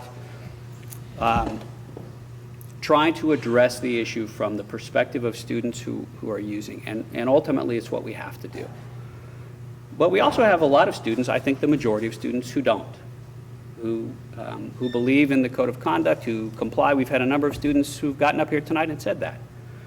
And we should celebrate that, and we should do everything we can to encourage more students and support more students who can and will adhere to that code of conduct, who will make the right decisions. And involving parents and involving others in opportunity to intervene is important. I want to make a comment about emotion. There's been an argument made by some folks, not everybody, opponents to the testing program, that the desire of members of the school board to try and do something is an emotional response to a problem. And at first I thought, I'm not sure I like that. Actually, upon reflection, that's absolutely right. And I will tell you that I don't think that anybody on this board, any of my colleagues, whether they're for the testing policy or against the testing policy, are coming to that conclusion without some amount of emotion about it. Frankly, this job is an interesting job. The company is great. The meetings can be tedious, as some of you now know. But we don't do this because we like to talk about budget issues or anything else. We do this because we all want to try and do something to help support kids in our community and help support the schools.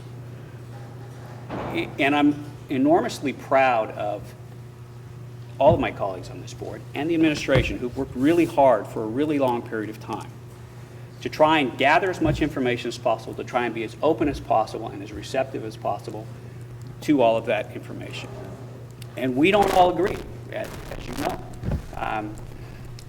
But I have great respect for the way the folks here have gone about that.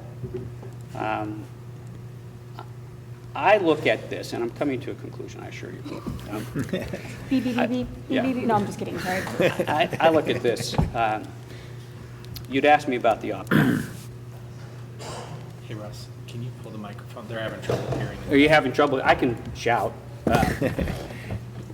So the question really is an opt-out program. As you know, I'm in favor of testing. I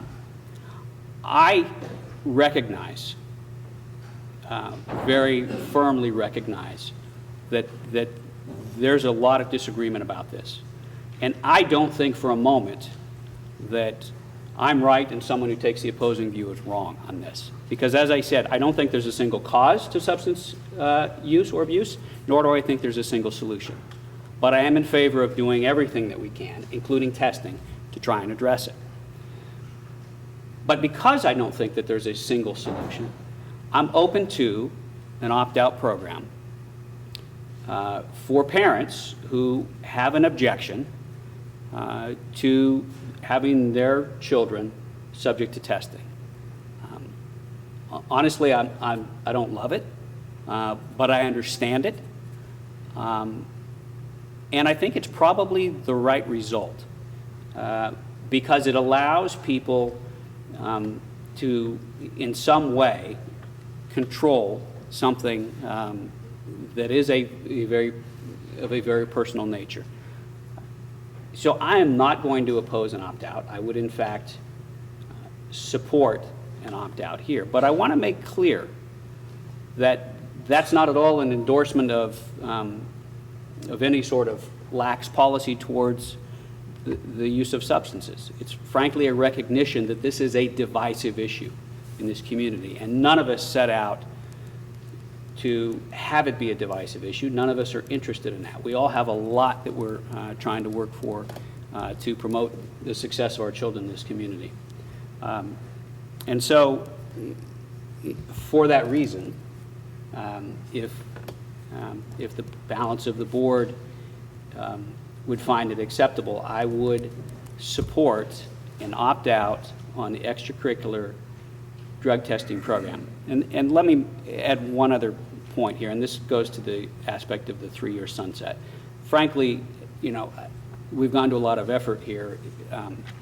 It would be my hope that if we enacted a policy and it was determined to be successful, that this board or successor boards would continue that policy. But we're trying to give an opportunity to collect evidence, to base this on experience, and for the board to look at this again in 3 years. And I think that's important, as we do with everything else. So with that, I'll stop. Thanks, Russ. Your comments, Russ. Yeah. I'll go really quick, and I'll be really brief. I want to thank my colleagues for considering the opt-out policy and extracurriculars. I'd also like us to look at that for the parking policy. The policy of parking has been separated from the extracurriculars for a reason. The Supreme Court, in their decision to allow drug testing, did not consider parking in that. That is why it has been separated.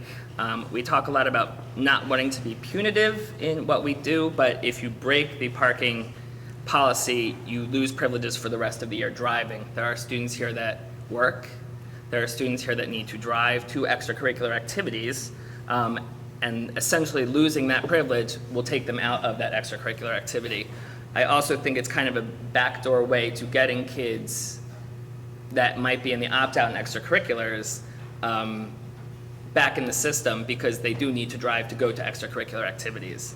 I know there are buses for sports, but we will also catch other kids who are going to other extracurricular activities and clubs way outside of just the norm that we're looking for in the extracurricular proposal.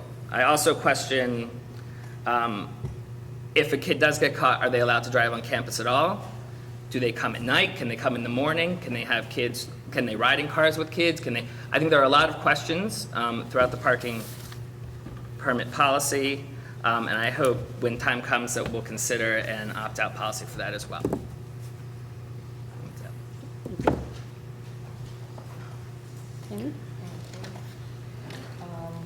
I can stretch. Not gonna make it? I can just use my calling the dog voice. You may have to, Amy. I can do that. Sit around us leg or something like that. Thank you. That's what I want.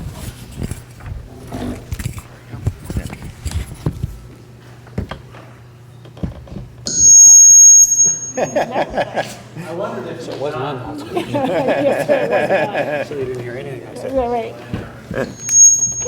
Russ, you want to repeat your comments? Oh, awful, probably. I just wanted to make sure that. I can raise my voice. I think you may have to. I don't want to just yank it out of all my loud. Got it. Try that.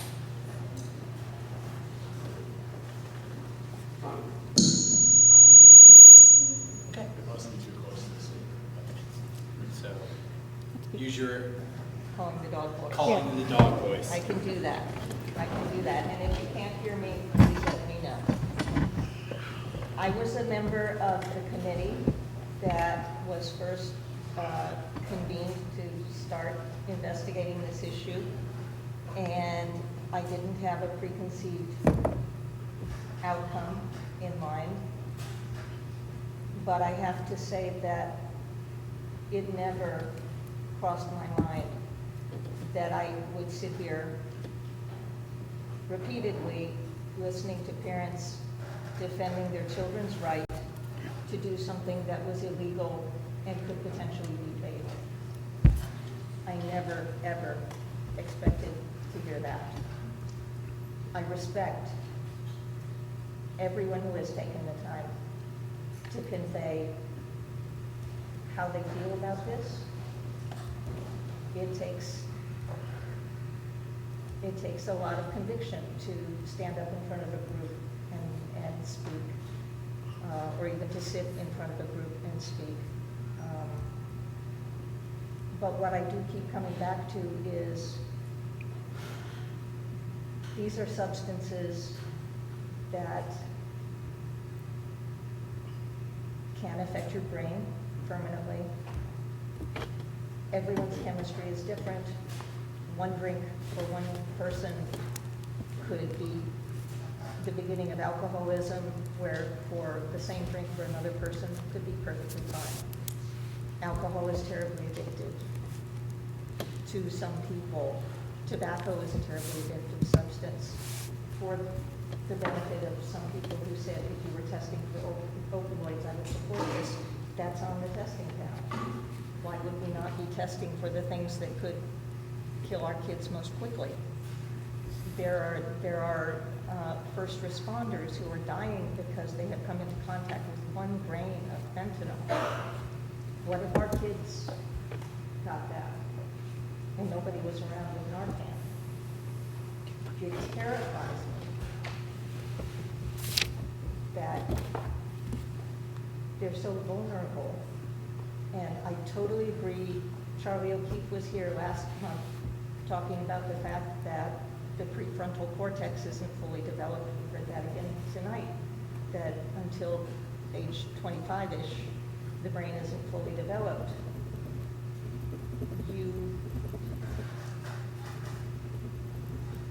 The long-term effects of the impulses can be devastating. They can be permanent, they can be fatal. They could kill someone else. And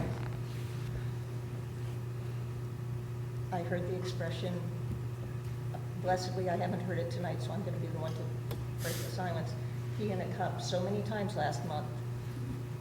I would so much prefer to have my child pee in a cup than have them come back in a body bag. And that can happen.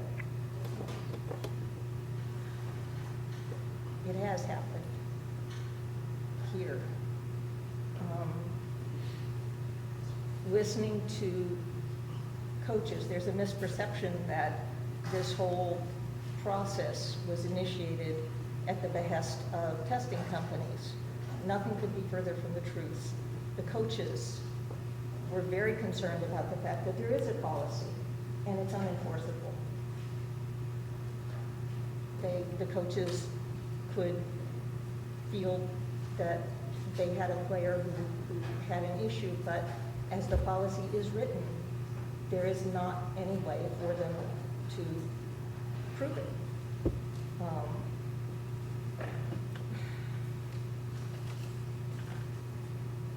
Another coach was talking to a parent explaining why the parent's child was not going to be able to play lacrosse that season because of a drug issue. And the parent was very upset that the child was going to be missing out. And the coach's response was, if your kid can't stay clean for 3 months, you have a bigger problem than lacrosse.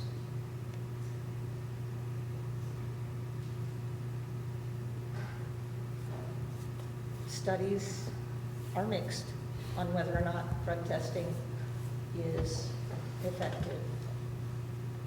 Studies are less mixed on the fact that the older you are when you start experimenting with things, the less likely you are to become addicted. We're trying to help you guys grow up. I see it as preventive. I see it as a tool for parents to start conversation. I see it as a tool for kids to be able to say, no, I'm not going to take that pill. No, I don't want to drink, thanks. I want to play basketball. I want to play baseball. I want to play field hockey. I'm really pleased at all of you who spoke up about the pressure that you're under and how that's affecting you and how you see it affecting your peers, because I do think that is something we need to address. But this is a step that we are not approaching lightly.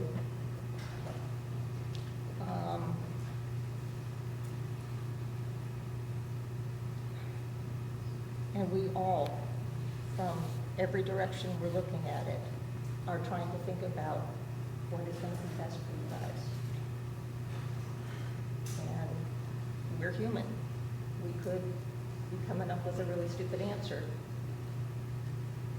And if we do, I asked a friend yesterday if he wanted to share his opinion, and he said, no, I trust you to make a good decision. And I trust you that if it doesn't turn out to be a good decision, that you'll fix it. And I thought, wow. I didn't know he, but that's reassuring. The reason we started this conversation was that coaches were concerned about helping the kids that they saw with problems. We already have, 85 to 90% of our kids in extracurriculars. That's a huge protective factor. We already have a tremendous number of protective factors, and our kids are still feeling the need to self-medicate. We have to do something to give them tools beyond illegal substances that could kill them or someone else. I do not support opt-out. I think it eviscerates the effectiveness of the whole concept.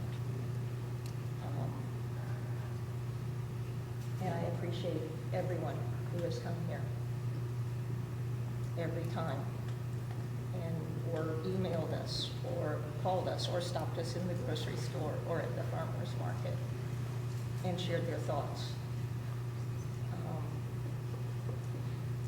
But I support the policy and I do not support opt-out. Thank you, Amy.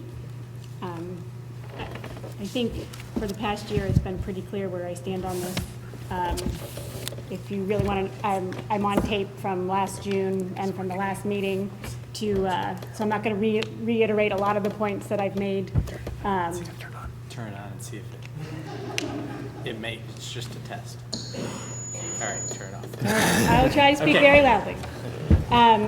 And so you know, so if you really want to, you know, I've made lots and lots of points. We've been here a long time. I am going to respectfully disagree with my colleagues on a couple of points. First of all, if we disagree with the policy, it's not necessarily because we're trying to protect our students' rights to drink. I don't want my son to drink. I don't want him to do drugs. I oppose this policy as it now stands. So I would like to respectfully disagree with you on that point. I'd also like to disagree with the issue of privacy. While the Supreme Court has said, yes, it is legal to do this, there is still a privacy issue involved in the sense that our students take medications that can trigger positive tests. And that in of itself is a very stressful thing. I mean, a false positive. They trigger a false positive. And that can be, to get that kind of a news can be very stressful in and of it itself. But the only way to clear that up is for the family, the parents, to reveal to a drug testing company or a medical provider all of the prescriptions that their child is taking. And I do think that that is still a violation of a family's privacy. They should be able to control their students' health information and not have to choose between revealing information to somebody they don't know or trust and participating in an extracurricular activity. So I am going to argue that there is still a privacy issue. And I'm also going to argue that, well, yes, maybe there are studies that have a mixed, that the research is mixed. Not all research is created equal. A lot of the studies that show any kind of positive result are small scale, non-representative, and really can't be generalized beyond the populations in which they were, that were in the study. And those studies that are nationally representative, that can be generalized, tend to show no effect, and actually can show negative effects in the sense that students who want to continue to use move on to more dangerous drugs. So while, yes, the evidence is mixed, I would say the more rigorous studies show that there is no effect. That being said, I am going to consider the opt-out policy. I think that well, yes, I mean, I am going to consider the opt-out policy because it does put the control back into parents' hands. It puts the schools in a supportive role, which is, I think, where we should be, and not in a policing surveillance position, which I think belongs to law enforcement. But an opt-out does provide a supportive mechanism for parents. It helps them. It's a difficult issue to talk about with students, and some parents are more comfortable talking about it than others.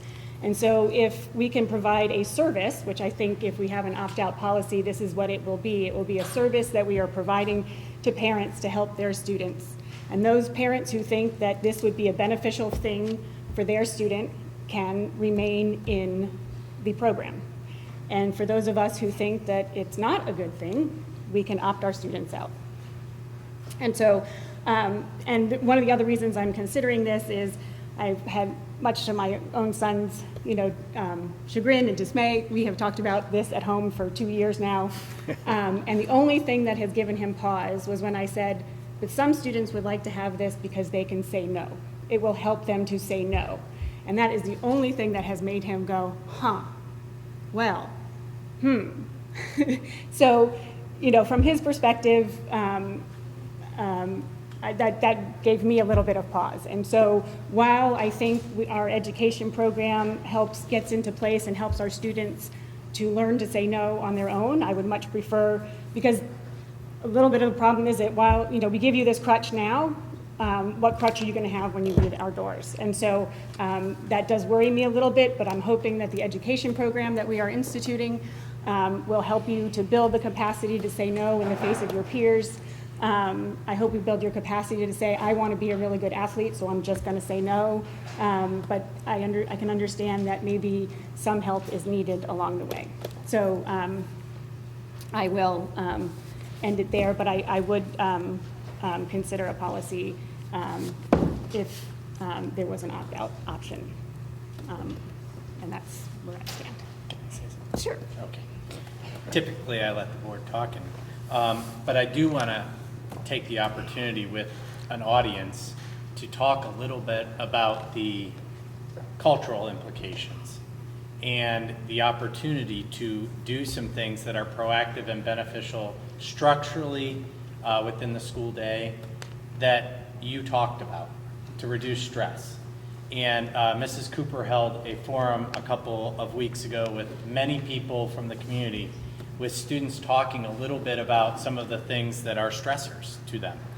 I would encourage the board to have me create a work group that is a function of the board to address that issue. Because if you look, we've addressed several of the components of the comprehensive plan.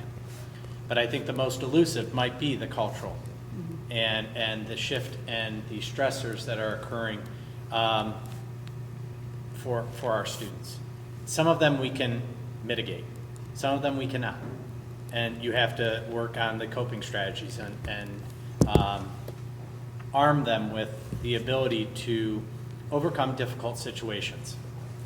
So I'm compelled, and I want to invite people to stay engaged for any future conversations around the cultural implications and the mental health conversation that needs to occur. I would just like to add a little bit to that in the sense that two things that research shows that the most influential aspects of a student's life in reducing substance use is parents. So, parents, pay attention. And I'm just going to say this. If you know there's a party where alcohol is being served, call law enforcement. We can't do anything about that. Just throwing that out there. But also community. So parents and community are two really important aspects of the puzzle that helps you guys help students make good decisions. And so in addition to, I would like us to also take the community, because I went to the stress meeting with Mr. Brown, and it was actually not just teachers, but it was community members as well who were there.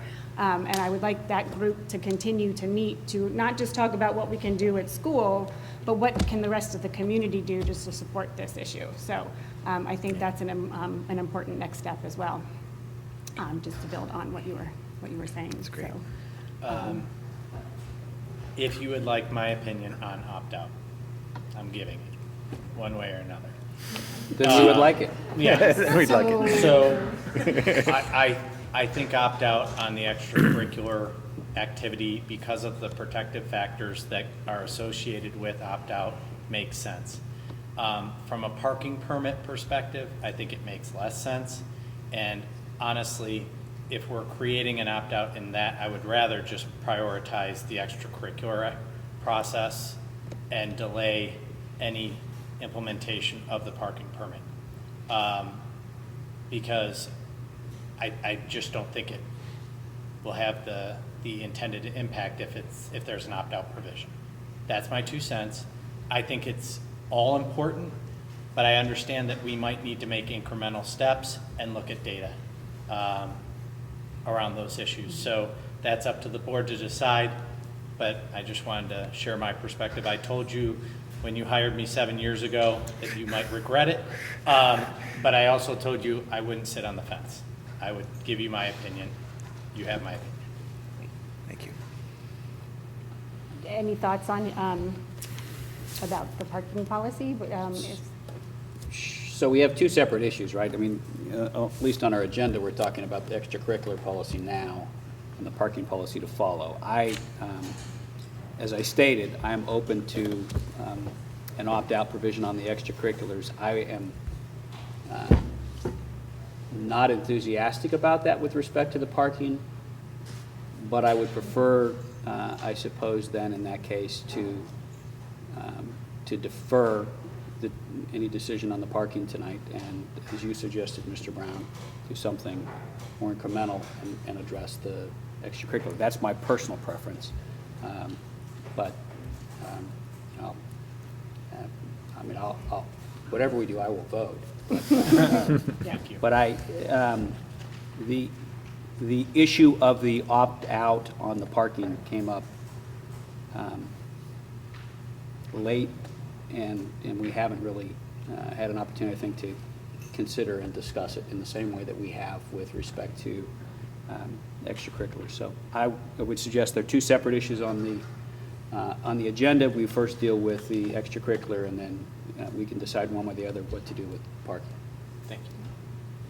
Yes, we haven't really had a chance to talk about the unintended consequences of a parking policy, and so, when we get to that point, it would be an option to delay the passing of that permit. I mean, that particular policy, which is not as detrimental, sorry, talking into my, to start in the middle of the year, or if people felt like that was an important piece to start later.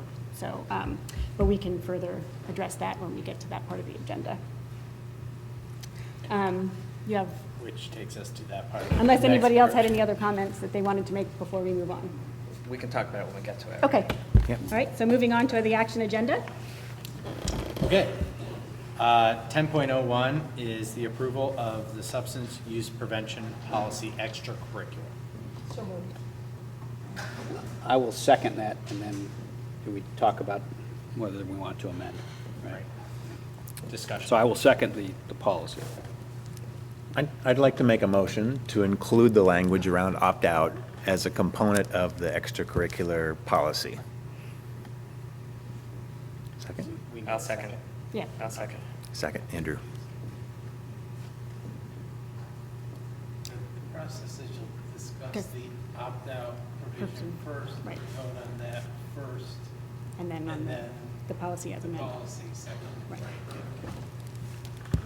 So the current motion is whether to include an opt-out provision in the extracurricular. So Right. any additional discussion on that issue? I don't like it. I don't like the fact that we don't have a similar standard across the board for all of our students, but I do realize that there are a wide variety of opinions and true concerns relative to this, and I think that a policy, even with an opt-out, creates a conversation, right? And that's an important first step that we can get out of this. I wish we could come to some kind of consensus view about how to truly move things forward in a policy that can be uniformly applied across all of our students. But I think an opt-out in this case addresses many of the concerns that I've heard from community members who can't support a mandatory random student drug testing policy. You got to speak louder, they can't hear in the back. Can you hear me? Okay. Sorry. Like Mr. Miller, I am not enthusiastic about the opt-out, but I think it's important in recognition of the fact that this board and this community have disparate views on this issue, and in recognition of that fact, the opt-out to me addresses some of the concerns, I think, perhaps most or all of the concerns that folks who have opposed the policy would have put forward. I think it's important to note that whether we have an opt-out or not, students who participate in extracurricular activities agree at the beginning of that extracurricular participation to adhere to the code of conduct. And whether we have an opt-out on drug testing or not, we don't offer an opt-out of the code of conduct. Correct. That's a great point. Thank you for Yeah, reinforcing good that. point. Yep. Indeed. Andrew? all I right? think it's all been said. All been said. Go ahead. Sorry, Amy.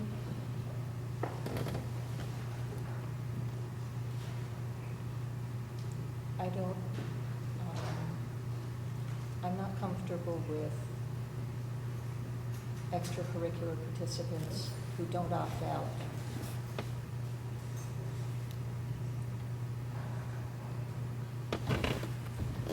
Rather, I think there ought to be some consequence to opting out.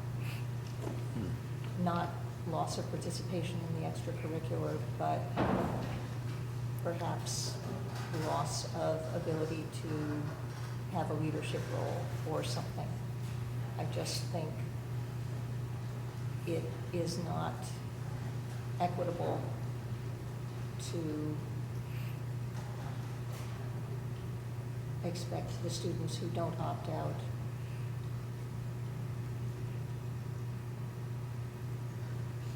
why would anybody not opt out if there were no consequence? And I don't know if there's even, if that even makes sense, but I just don't feel as though,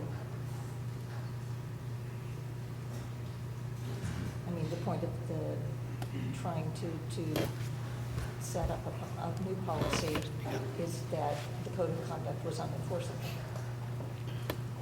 So. People can't hear me? Oh. Sorry. Everybody's leaning forward.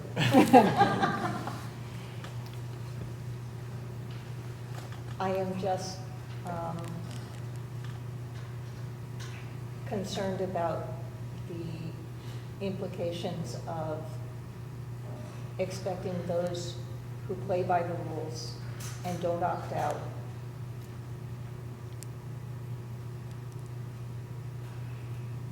not to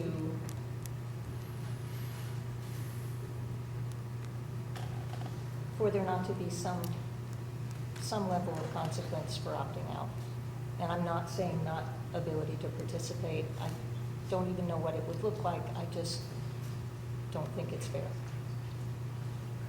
But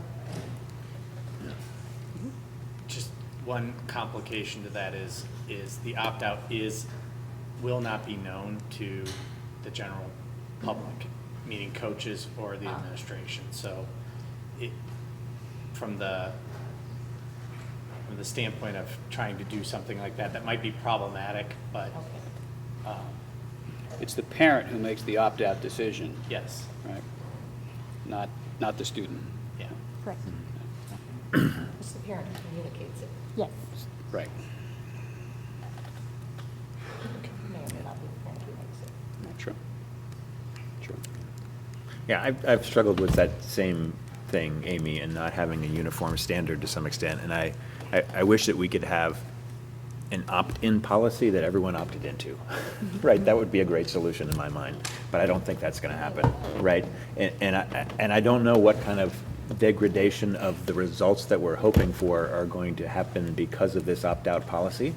But I think that's one of the things that we should keep our finger on, and that's one of the things that will be a metric for us as we evaluate this success of this in the future. And I think we can be able to look at some metadata relative to not only the opt-out and the policy, but also the results of it as we continue to get better test data going forward. So I struggle with it for the same reason, and I think it gives us one more thing to look at, one more thing to try and understand, one way to get a true barometer of another measure of our community's perspective of this and how it's being implemented. So I share your concern. But I think this is really giving it to the community. It's like almost like a vote, right? Like the community is voting on this, and if they truly want a drug policy, they will have a lot of kids who won't opt out. And I think there are a lot of parents. If my kids, I wouldn't opt them out, but I'm not the parent of all the other kids in the school, right? So all of a sudden, if we see a huge opt out, then we know that this policy isn't a popular policy and we need to look at other angles like the education angle that we'll have in place. So I think it's a great starting point. I would really hope that it's more than a vote. I would hope that it's a source of pride that can influence a culture, right? Whether you choose to opt out for some reasons or not, the fact that you are responsible in your decisions and willing to share that, and if you're willing to show that through a drug testing, if you don't have other concerns with it, I think that's a source of pride. I wish we could find a way to celebrate it to some extent, and I'm not sure I have a policy in mind to do that, right? But celebrating the fact that you make the decisions that you do in high school, I think is a wonderful thing. So I hope it's more than a vote. I hope it's helps move the culture, right? And it's hard to move culture with policy, but if this is something that people can embrace, right, and be proud of the fact that they're a part of a program that recognizes that they don't have issues with substance abuse, I think that's fantastic. If kids can use this as a tool for, combating peer pressure that can cause negative things, I think that's a fantastic tool. One thing I would like to point out, and this is really not necessarily about the policy, but in terms of collecting data, because we are implementing an education piece and a drug policy at the same time, we are not going to be able to attribute any change in numbers to specifically this one policy, one initiative or the other. So we would only be able to say that the introduction of education and the drug testing policy did or did not lead to a reduction in use. And So- a new survey. Multiple variables. What? We have multiple variables. Yeah, so when Yes. you have multiple variables going on, you can't attribute it to one or the other. So that is one issue that we should be aware of when we sort of implement both of these things at the same time. Yeah, anyway, just throwing that. Okay. Anything else about the opt-out amendment? No. No? All right, take the roll, please. This is on the opt-out amendment. Correct. Mr. Miller? Aye. Mr. Khan? Aye. Ms. Dees? No. Mr. Janice? Aye. Dr. Corman? Aye. Motion carries. So now, the next item is 10.01 as amended with the opt-out.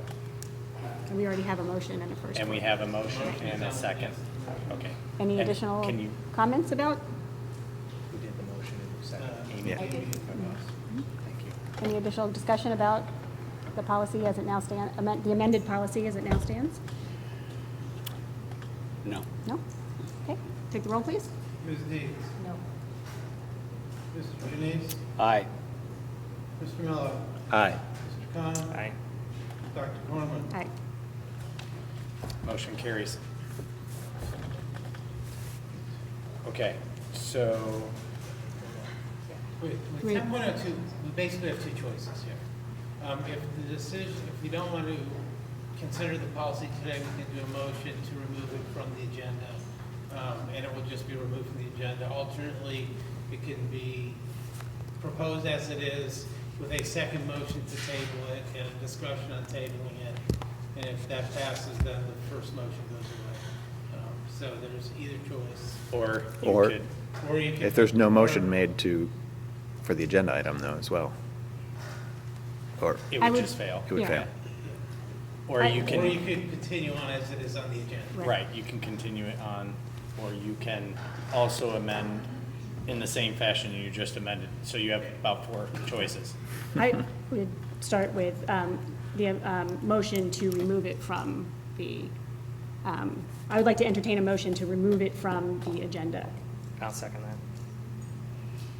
I know, I was, yeah, I'll you do can it. first it. I'll first it. You first it. I'll first it. Do we have a second? I will second that. Thank you.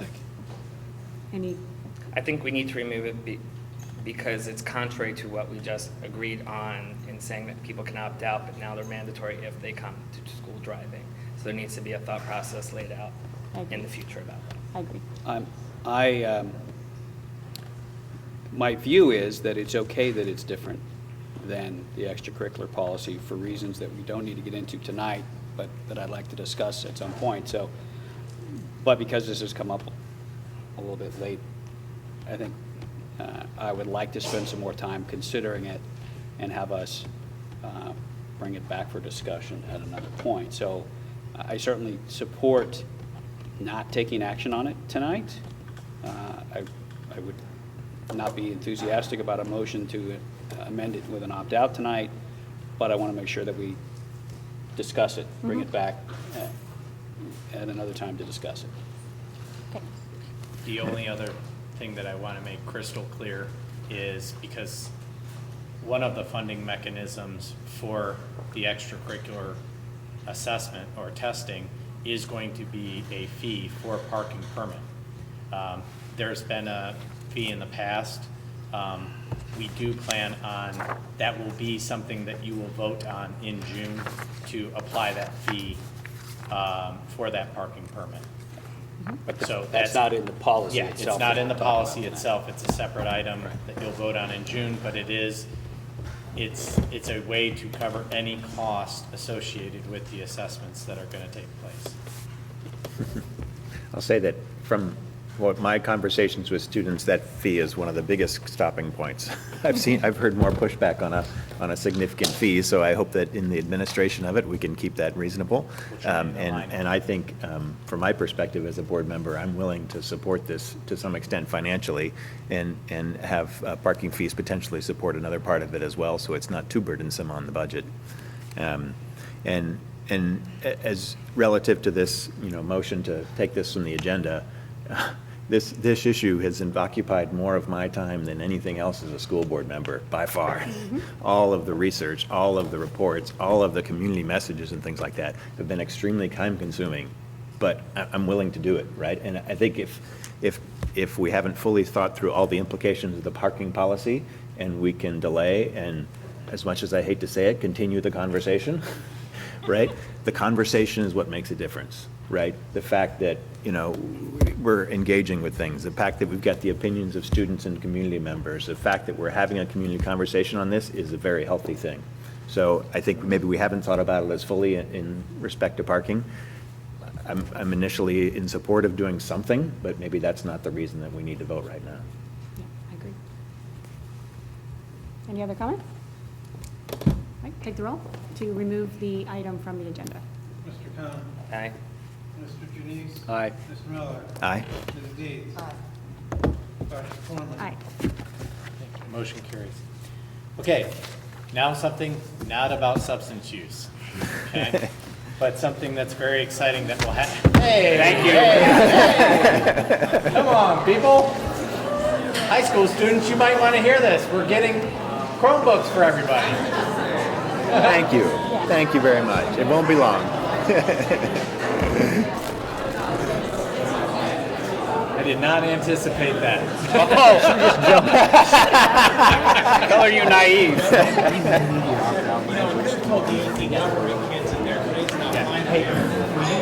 Yeah, right. Okay. All right.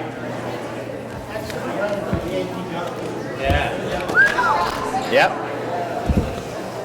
Okay, so item 10.03 is the recommendation for Glenn to make the one-to-one Chromebook purchase. So moved. Microphone? We're gonna make Second? squealing out of here. Moved by Mr. Janice, Second by Andrew. second by Andrew. Mr. Conlon, sorry. Sorry. Any questions about the one-to-one purchase? Can we, no, I was going to say, can we get Glenn's presentation again? Take the roll, please. Mr. Janice. Aye. Mr. Cohen. Aye. Ms. Deeds. Aye. Mr. Miller. Aye. Dr. Foreman. Aye. Thank you very much. Item 10.04 are the school fees for the 17-18 school year. All of the, motions. Motion to approve? So moved. Thank you. Second? Second. Thank you. And most of the adjustments are inflationary in nature. So nothing significant. And these are, where did they get notified of? Like, do we get mail about this? Yes, yeah. So you get a list of the school fees. Fees, yeah, okay. Now, for the most part, in the high school level, they're through your online portal. Okay. And you get notification for pay for it. Okay. What are the fees off the, because I have little kids, I don't know what they are. Are they? They range anywhere from $45, depending on the class structure, to over $100, depending on if you're taking AP or other things. High school. At the high school. The yeah. elementary ones are low. Yeah, I think $45. they're like $30 at the elementary school, or 35. Any other questions? Take the roll, please. Ms. Deeds. Aye. Mr. Miller. Aye. Mr. Cohen. Aye. Mr. Janice. Aye. Dr. Foreman. Aye. Okay. Are there any seniors in the room? They might care about this one. Okay. Yeah. So, 10.05. Even though I am related to a very interested party, I will make this motion.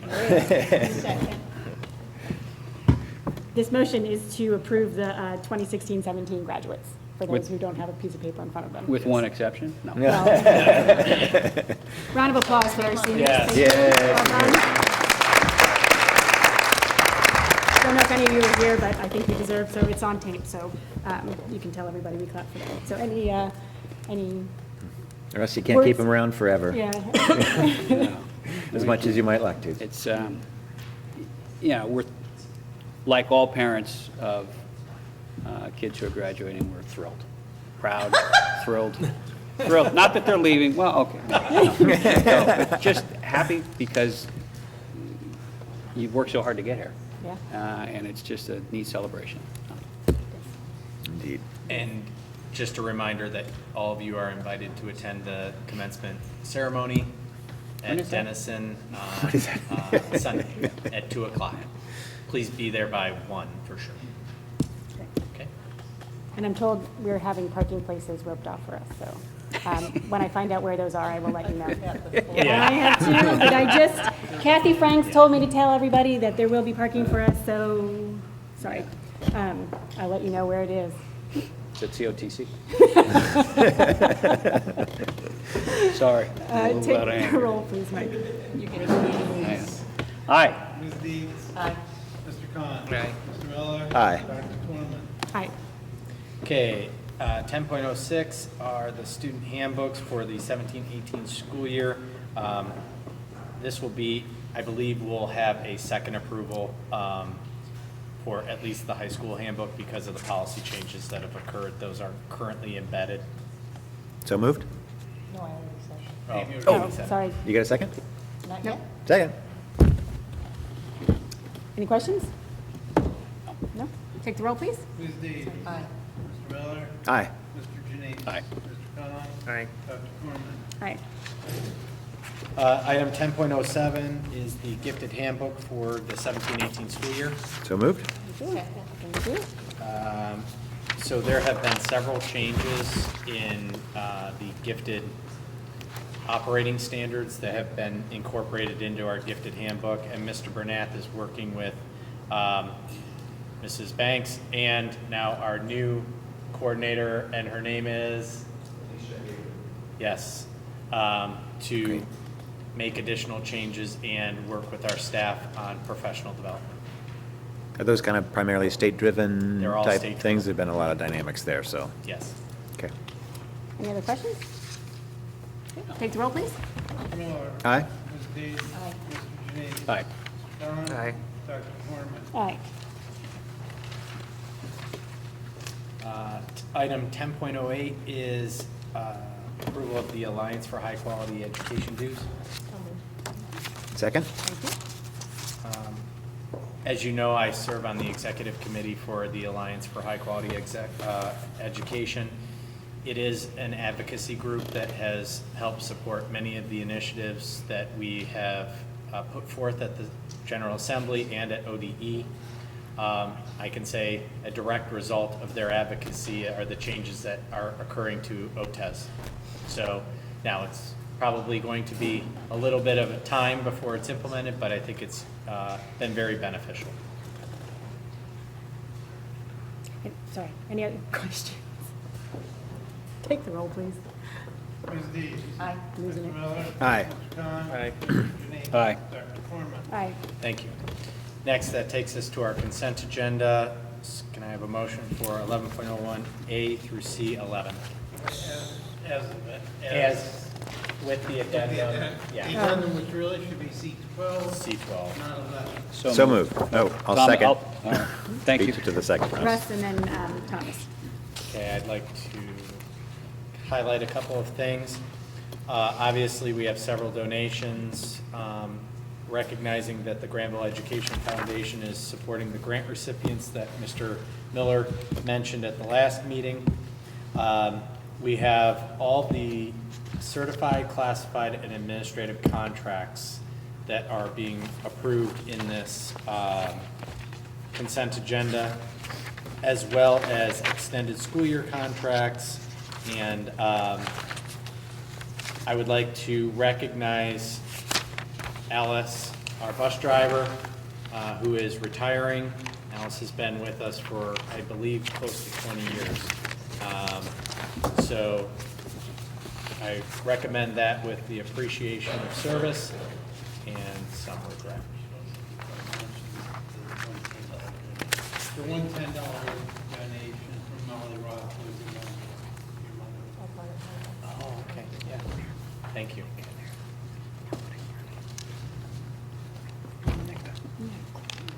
Okay. Any questions about the consent agenda? No? All right, take the roll, please. Mr. Janay. Aye. Mr. Miller. Aye. Sean. Aye. Ms. Dees. Dr. Corman. Aye. Thank you. The finances. The financial report for April. So moved. Second? Thank you. I will be brief, as you heard enough of me last month. Oh, you're not going to do that again for us? No, I won't laugh. All right. It's not an audience, I might, but they all laugh. Yeah, but these guys haven't heard it. They can go back on YouTube and watch it. That's true. It is They on, might it do is that. on, I think yeah. that's, yeah. 5-year forecast, which we are required to do every year. I mean, twice a year, actually. So, yeah. Nothing, there was really nothing much in April since we had done the forecast at the end of April, and pretty much knew what was going on in April at that point. Things finished about as we expected them to be. Nothing much new in May. We're still awaiting the decision of the legislature on the state budget, at which point we can actually figure out what is going on and start planning for the levying strategy. But until the state makes a decision on the budget next month, there's not a whole lot of point in spending a lot of time talking about too much. Is it still transportation that we're mostly keeping an eye on, or?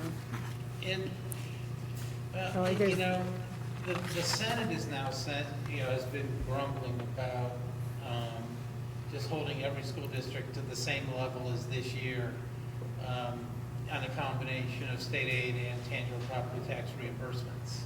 Since we don't get any tangible property reimbursement, that means holding us at the same level, which is not that much different from what's in the governor's proposal or the House, where we're expected to get minimal increases because of the transportation piece. So at this point, I think it's really up in the air. I mean, as bad as it sounds, I'd rather than do what the House did than to hold everybody at a flat level for another 2 years, because if they then implement the formula 2 years from now, they will be making 4-year adjustments to all of the factors in the formula, and that gets really Problematic. Really distortive. Yeah. It's very distortive. It creates a cliff. Yeah. The good thing is, with the change that the Licking County, the state made based on our valuations, we did come off the guarantee, which I thought we would, which bumped us up about $25,000 or so this year. And so if there is a freezing at this year's level, at least it's going to be $25,000 higher than it would have otherwise been. So that's good though. Questions? Mike, just one question on the expenditures on page 6. You referenced the transfers out to the PI fund. Yeah.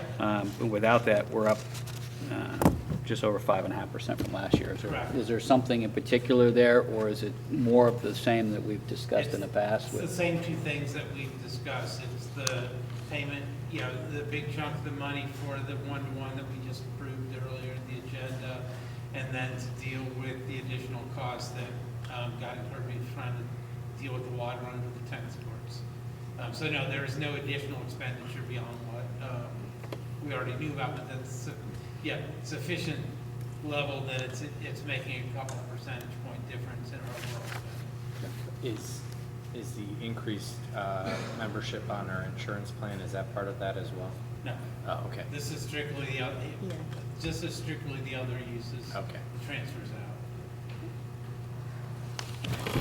Thank you. Do you have anything else to, you're all good? Any other Everything questions? Nothing else is better. Okay. Any other questions for Mike? No? Great. Take the roll, please. Mr. Janine. Aye. Miller. Aye. Ms. Dees. Aye. Mr. Combs. Aye. Dr. Corman. Aye. At this point, I'd like to entertain a motion to consider the employment of an executive session to consider the employment of a public employee or official. Second? I'll second. Thank you. Ms. Deeds? Aye. Mr. Janine? Aye. Mr. Khan? Aye. Mr. Miller? Aye. Dr. Foreman? Aye. And no action will be taken after the executive session. Thank you. You are free to go.